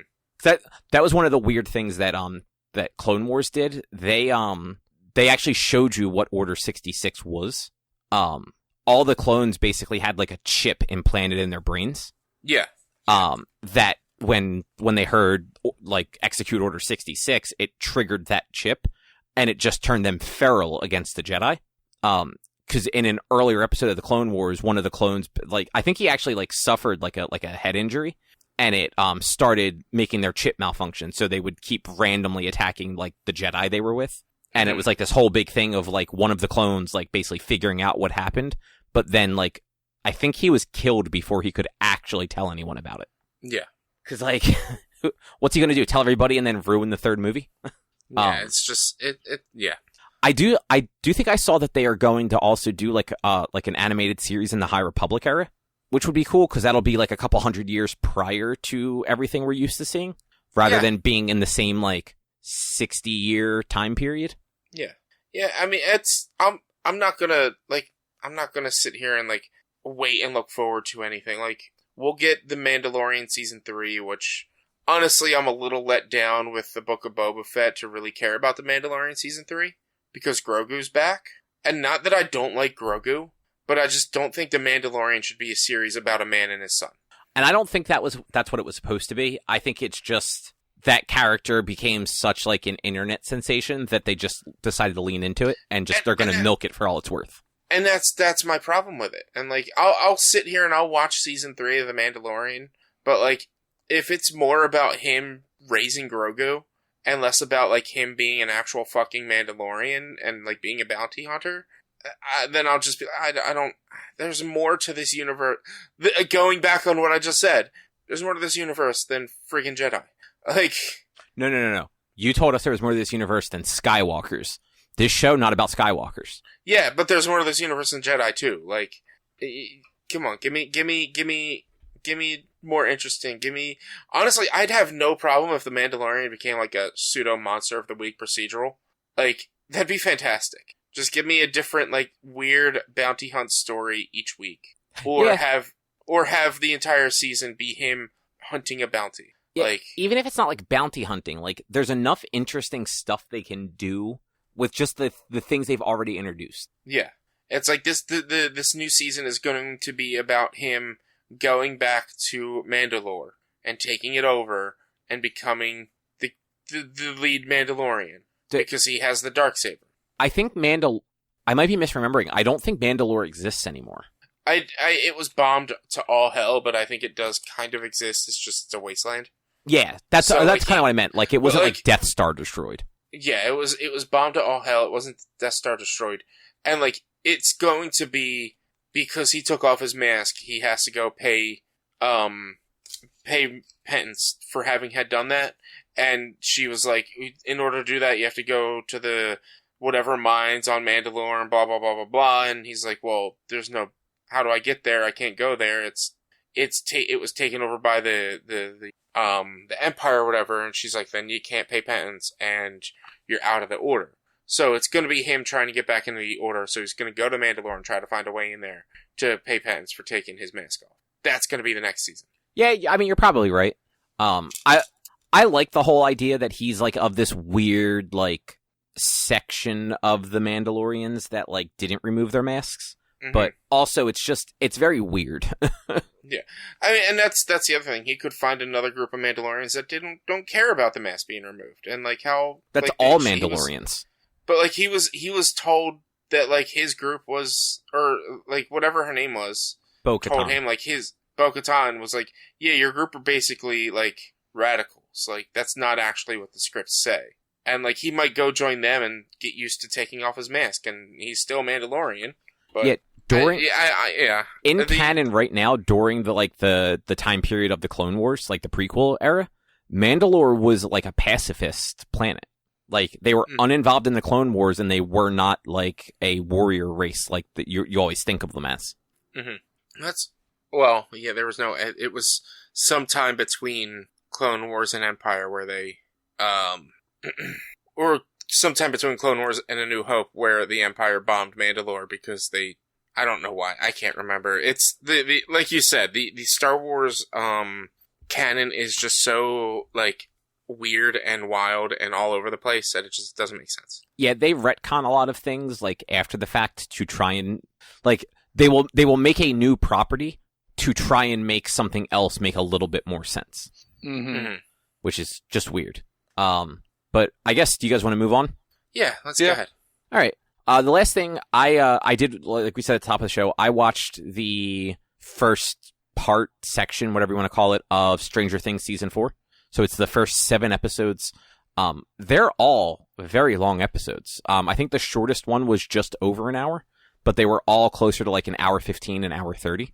Mm-hmm. And then the last 2 episodes are over 2 hours. I think episode 8 is like almost 2 hours on the dot, and episode 9 is 2.5 hours. Damn.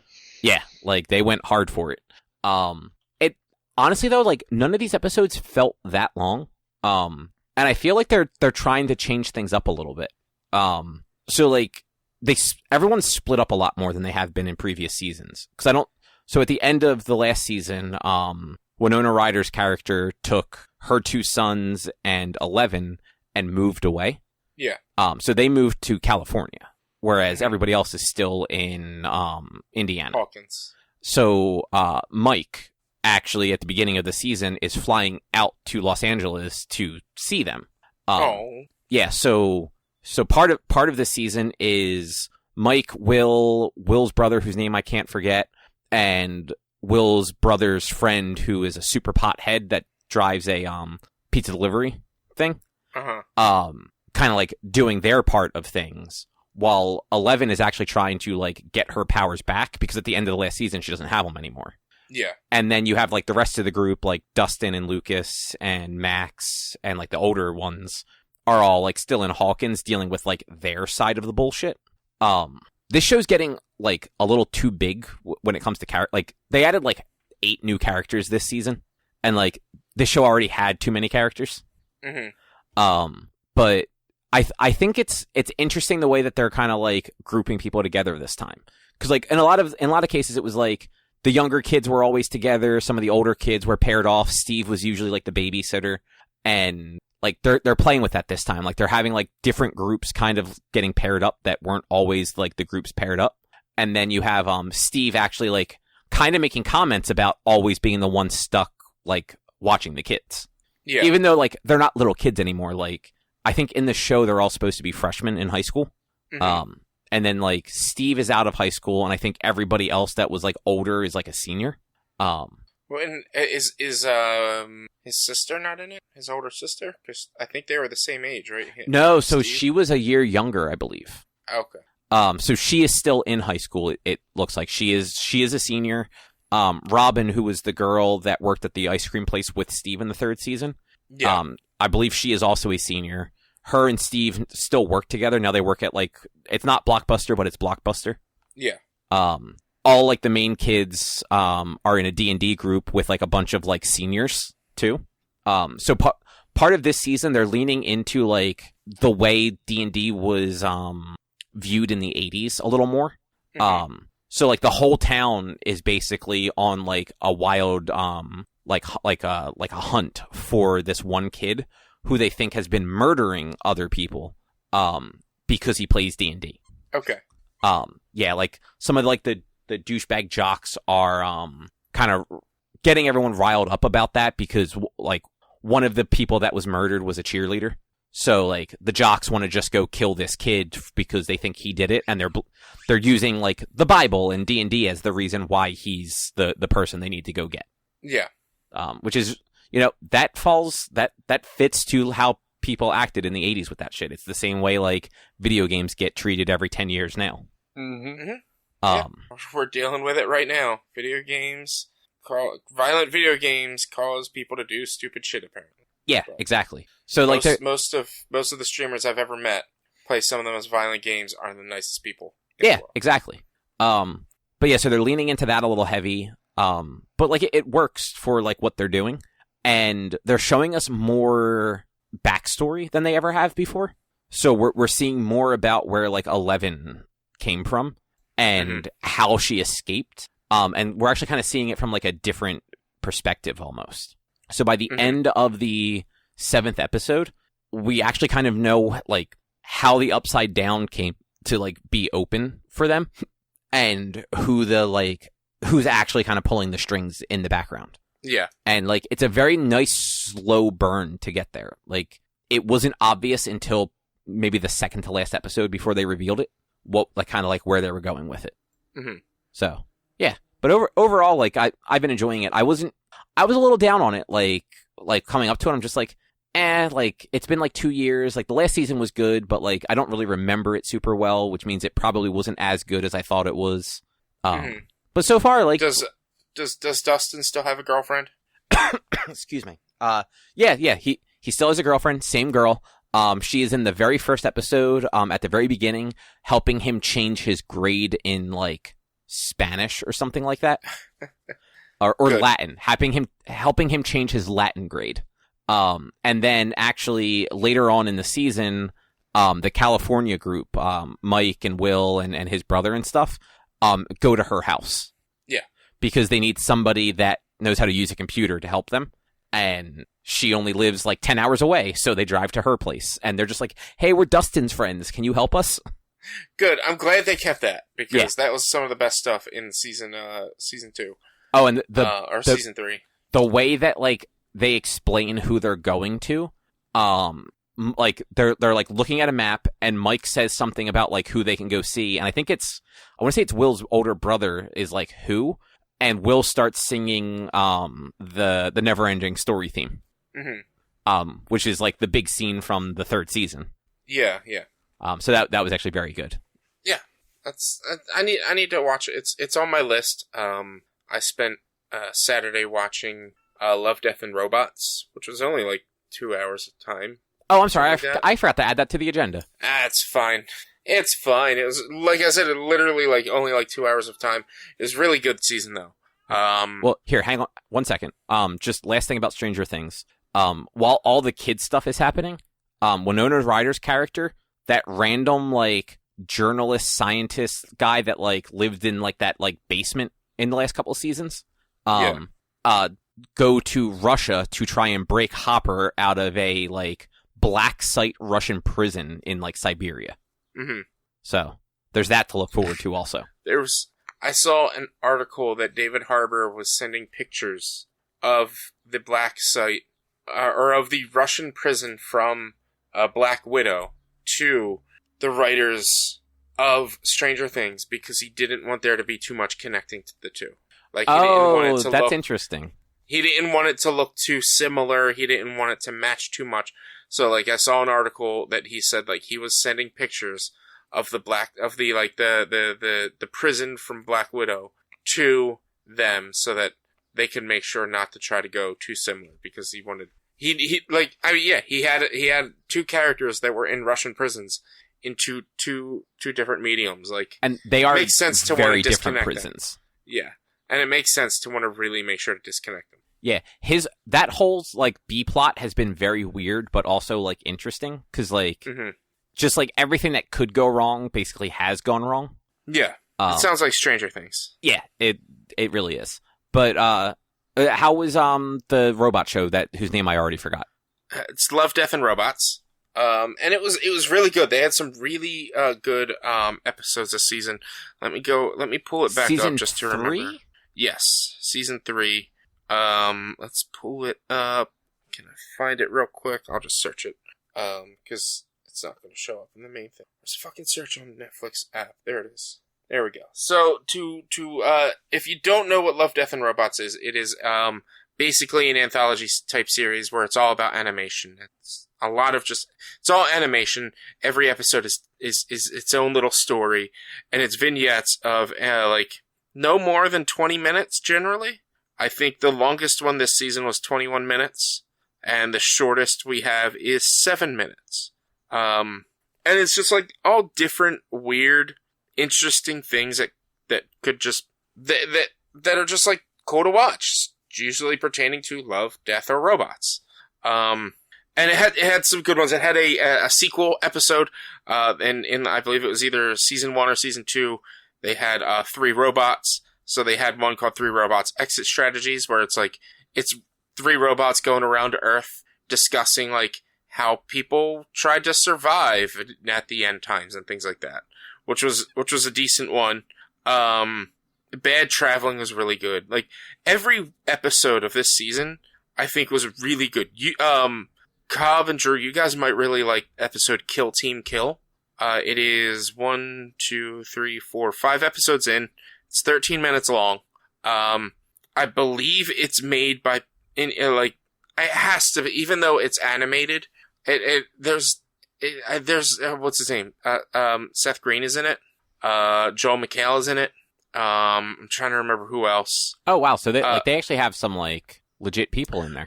In season 2, they had what's his name? Falcon in it. Anthony Mackie. Let's see, which one is it? In Vaulted Halls Entombed, which is also another really good one. They had, what's his name? Joe Manganiello in it. Oh, okay. Yeah. So they get some pretty big names. And it's just like, my favorite, I would have to say, was probably In Vaulted Halls Entombed. It's really good and really interesting. The funnier ones, Mason's Rats is pretty funny. And Night of the Mini Dead is really funny. That's a 7-minute one. Everyone should check that one out. And then the wildest one, what everyone is talking about, is the last one of the season. It's called Jabaro. And it's like, I don't really know, like, if it was supposed to mean, like, what it's supposed to mean, what it's supposed to symbolize. But it just had some really cool, like, aspects. Like, the art style-wise and graphically-wise, like, it was all CG, but it all didn't really look all that great. But what was really cool about it was the fluid movement of, like, the characters and everything that you see was really good. And the basic story is you're following this guy. I believe he's Spanish or of Hispanic descent. And he's deaf. He's wearing full suit clad armor with his battalion, and they are taking a quick rest at a lake. And the deaf guy finds some gold, where a woman, when he pulls the gold, takes it for himself and walks away. A woman comes out of the water and starts, like, walking on the water, dancing and screaming, pulling everyone that can hear her into the water to, like entice them. I guess she's basically a siren, and they all drown. But she sees him, and he can't hear her. So, like, she kind of starts following him because she's intrigued that, like, he doesn't fall into her entrancement. Where she eventually, like, he falls asleep that night, she falls asleep next to him, but he doesn't know she's there.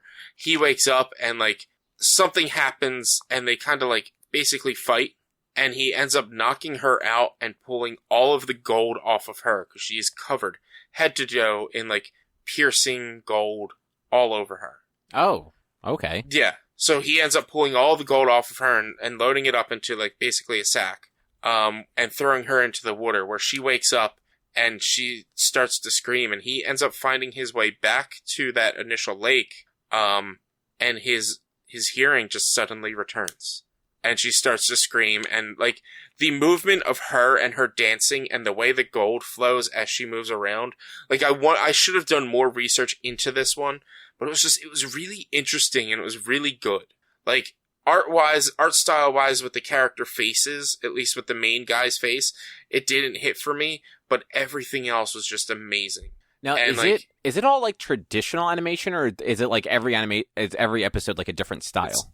It's each their own style. So, like, the In Vaulted Halls Entombed, that was, like, very much a mocap style, like, pseudo-realistic CG thing. The one with Anthony Mackie in it last season was very similar. But the Kill Team Kill is like Cartoon Network cartoony. Okay.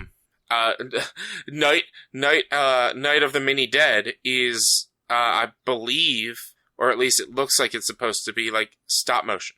It's all different kinds of animation. Every episode is a different type or form of animation.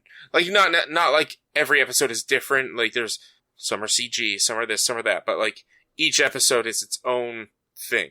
Okay, yeah. I remember seeing I guess it was the first season. You happened to be watching like when we were getting ready to record the one time. I remember seeing like a few like bits and pieces of it, and it looked neat, like animation wise. Yeah, it's something nice and easy to pick up and watch, like between shows, or like if you're waiting for your wives to get home or whatever, or if you guys like don't really know what you want to watch and you're going through looking for things to watch, you can put that on in the background because each episode is no more than 20 minutes.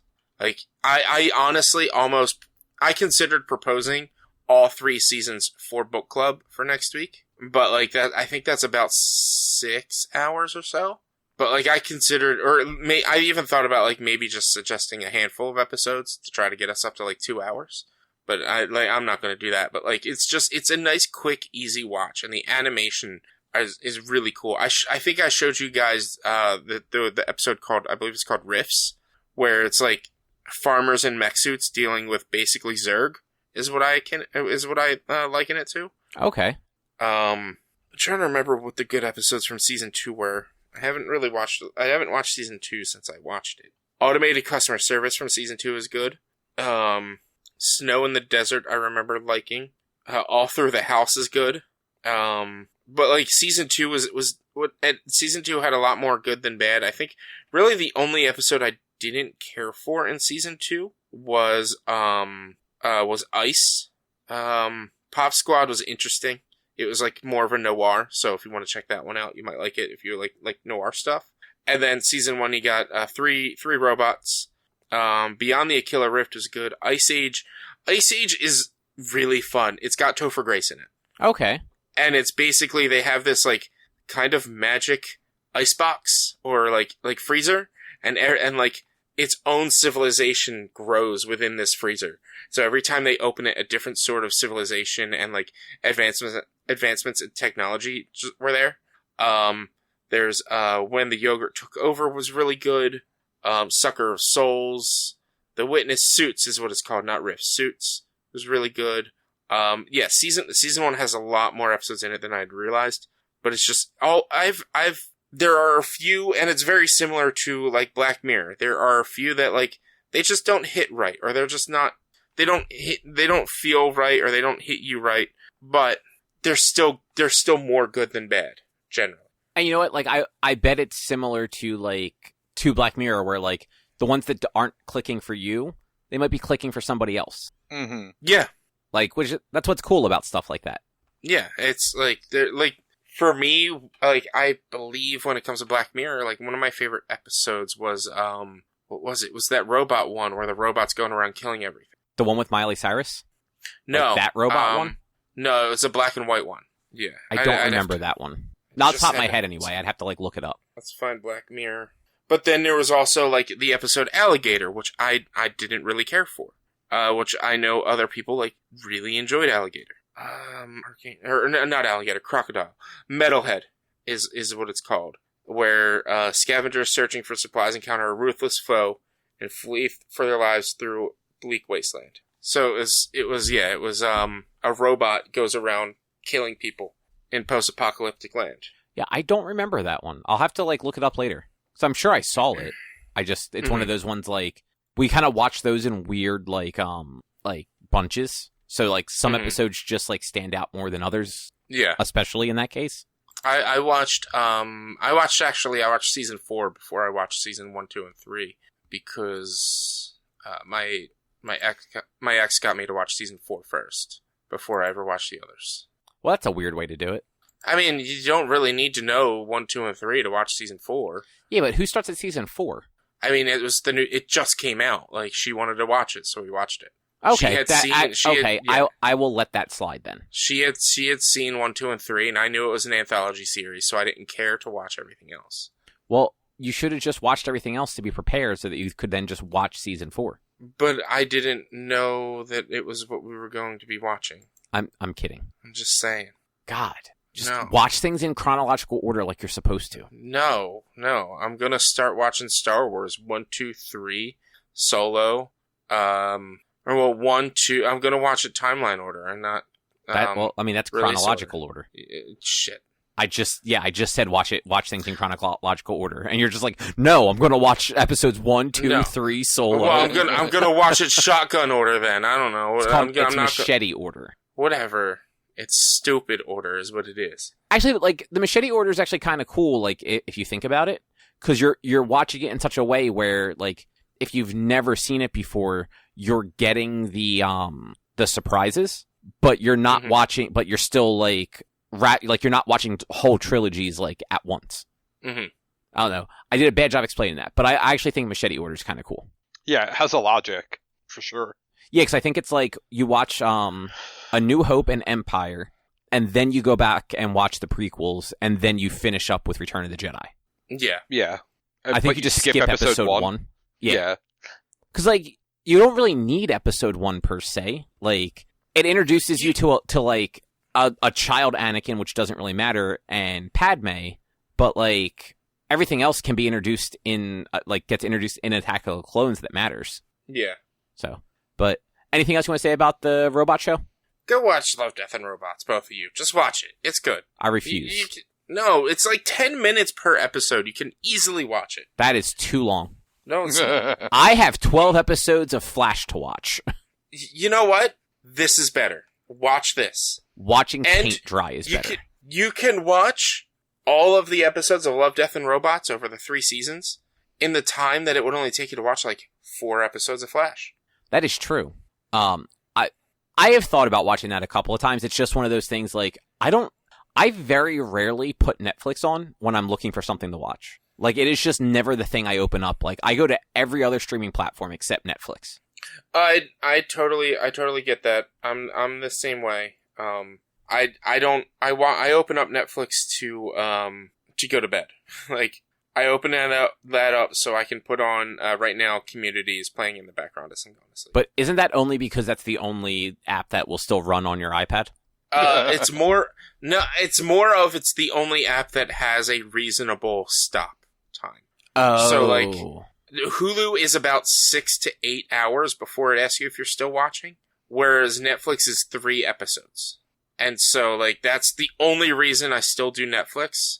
And if it weren't for that, honestly, yeah, if it really weren't for that and Stranger Things, I'd probably cancel my Netflix subscription. And, like, try to figure out something else to listen to when going to sleep. Like, YouTube can work, but I can't watch live videos on YouTube, so I might be able to do, like, some sort of YouTube stuff, like, with lo-fi music or something like that to help me get sleep. But, yeah, there's not a lot that I have Netflix for anymore.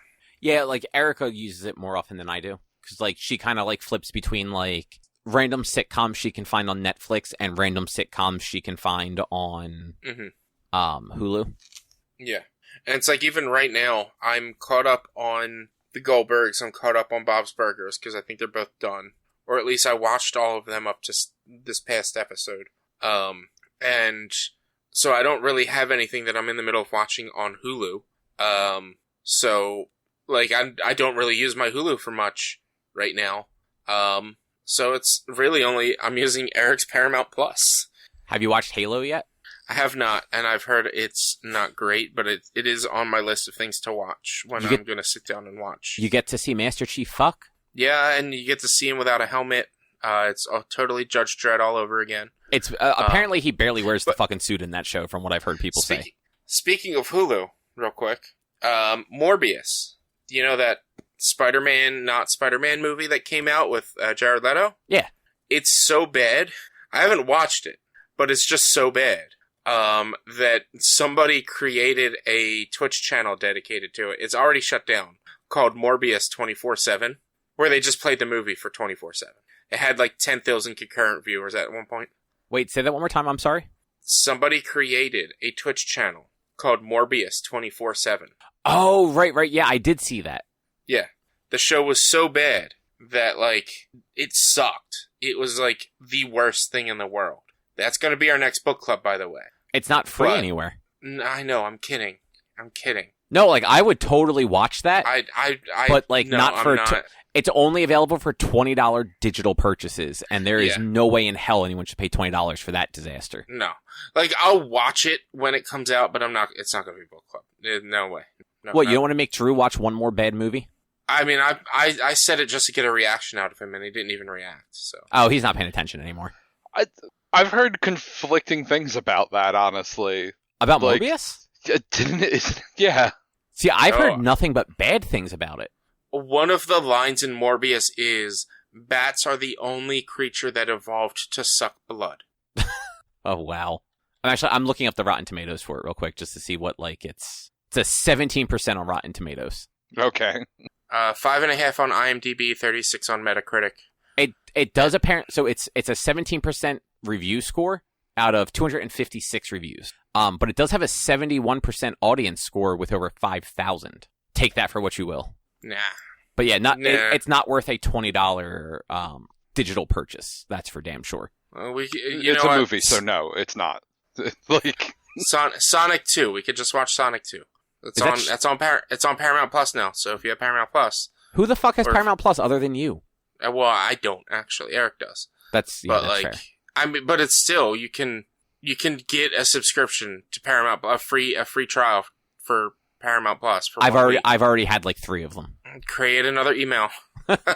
Like, no, I mean that is probably what I will have to do to watch Sonic because like Paramount Plus has had like that like random one thing I've wanted to watch like a couple of times in the last like 3 years.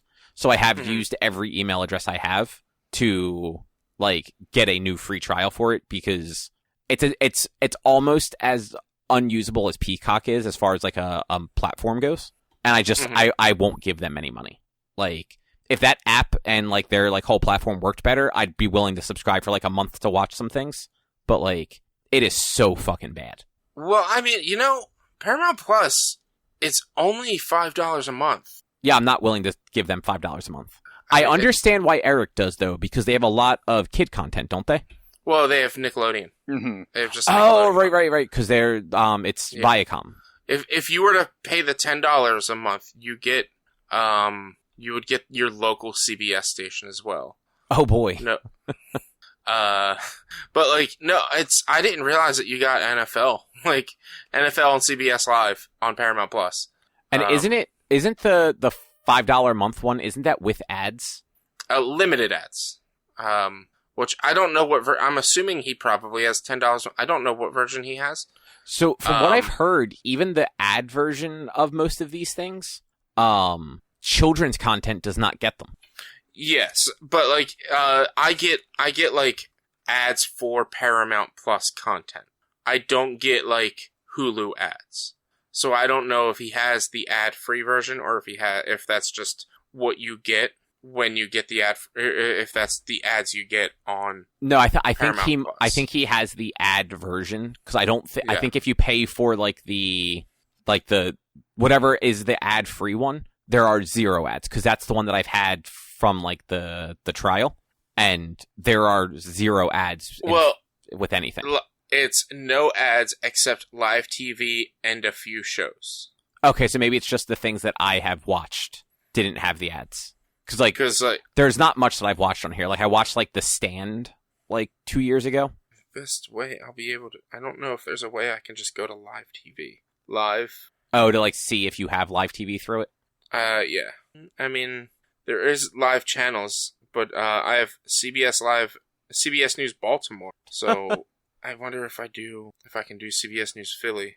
Yeah, because it's... Shut up, phone. I don't need an ad. It was loading up an ad. Yeah, it was on my phone. Your local CBS station live. So, I don't know. But, honestly, I think Paramount Plus is one of a few actual services that are worth it. Like, there is some decent content on there. If you don't have access to live TV, I get that. I have access to live TV, though, and I don't like Star Trek. So, there actually is zero content on there for me. Other than Sonic 2 right now. Bumblebee? I own it on Blu-ray. Interstellar. I never saw it and don't want to. Terminator Genesis. Arrival. Who? Arrival. That's the one with Hawkeye and... and Amy. Yeah, no, that movie didn't appeal to me either. That movie was really good. Let's see. What else is there? Transformers Age of Extinction. World War Z. Red Dawn. The new one or the original? Turtles Out of the Shadow. The new one with Thor. Yeah, see, like, everything... They have a lot of movies that somebody likes, but I don't. Look, this is just like the cover pages, obviously. Yeah. Like, I'm not going deep into it. You can watch Titanic, man. Oh, boy. Look, I am sure if I dug into there, I'd find something to watch. But, like, as a platform, their original content does not appeal to me. And that's really the only reason to subscribe to any of these platforms anymore. They have the new Twilight Zone and the original Twilight Zone. You know what? Like, I like the Twilight Zone, but I really only like it in, like, those, like, fun little marathons they do on, like, New Year's and 4th of July. They have all the Indiana Jones movies. So do I on Blu-ray. They have The Crow. I think I have that on DVD. Ferris Bueller's Day Off. I don't think I own that, but I've seen it plenty of times. They have 13 Hours. I don't know what that is. That was a John Krasinski war film. I think it was based on true events or something. I don't know. They have Catch Me If You Can. That's a good one. I've never seen that. All right, this segment was brought to you by Paramount Plus. You can subscribe to it using our subscription code OneQuest.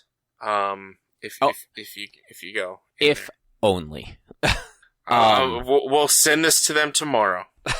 me telling you how bad of a platform it is, and you reading off a bunch of shit movies. Best at it. Catch Me If You Can is not a shit movie. I didn't say all of the movies you listed were shit. I said a bunch of shit movies. And honestly, a lot of the movies I mentioned were not shit movies. I said all the Indiana Jones movies. One of them is a shit movie. Tell me they're shit, but I didn't say all. Did I specifically say that one? I mean, when you say all of them, that's included. This is true. It is true. Also, the remake of Red Dawn was bad. But it's Terminator Josh Genesis Peck. Was real bad. It was bad. Genesis was bad. But you know what? It's getting a little late. We should probably wrap up so that you can go play Mario Kart with strangers. Yes. Because yeah, today is officially your 1 year anniversary for streaming, right? Yeah, it was my 1 year anniversary. So, you got none of you that are listening to this at the day of the release are going to be able to have joined me and played some Mario Kart, but I've been talking about it for a few weeks. And Saturday coming up is the 4th, right? Yeah. The 4th, starting at noon Eastern Time, I will be doing my subathon, which I've already had a bunch of friends tell me that they've been holding on their resubs for Saturday. So, we'll see what happens. It might cap out at 14 hours, because that's generally what I get sub-wise. That'd be kind of funny if you had to do a 14-hour stream. It would end up being a 17-hour stream, because it's 3 hours base. Oh, so you're going to keep your base hour. Yeah, I'm going to keep my base hours in, just because I'm not going to just stream for an hour. So, like, I'll stream for 3 hours, and everything that it's still capping at 24, so we only need 21 to reach cap. Okay. I've seen some people that they'll, like, once they get a certain amount, they will actually, like, pull their initial off of that. Particularly if it's still climbing. Yeah, I mean, maybe, but they also, some of those people don't cap theirs and whatnot as, like, I mean, I'm capping mine at 24 hours, so, like, I'm not gonna sit here and pull it back. It's like, we're capped at 24 hours, but I'm also making the promise that if we go above the 21 subs that we need, I will do other things to celebrate those additional subs. You better. We'll see what happens. All right. Well, besides that, next week we will have our book club, which is going to be Paddington 1 and Paddington 2. 1 is available on Netflix, 2 is available on HBO Max, right? Sounds right? Sounds right. Like that. They are apparently 2 of the best movies of all time. So let's hope they actually are.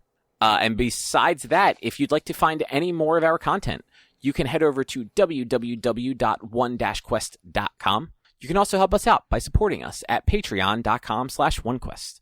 If you can't support us there with your dollars, though, you can go to your favorite podcast platform, Apple Podcasts, Google Podcasts, Spotify, Stitcher, all those fun places. Rate us, review us, subscribe to us. All that stuff helps more than you might realize. You can also find us on social media, facebook.com/OneQuestOnline or at @1_Quest on Instagram and Twitter. Our YouTube channel is youtube.com/OneQuestVideo, and you can always send us an email to social@one-quest.com. And Rich, one more time, what's your Twitch? Twitch.tv/B_Walnuts. All right. Go there on Saturday and make him stream longer than he wants to. And otherwise, we'll be back next week with something else to talk about. Thanks for listening. Bye. See yas. Bye.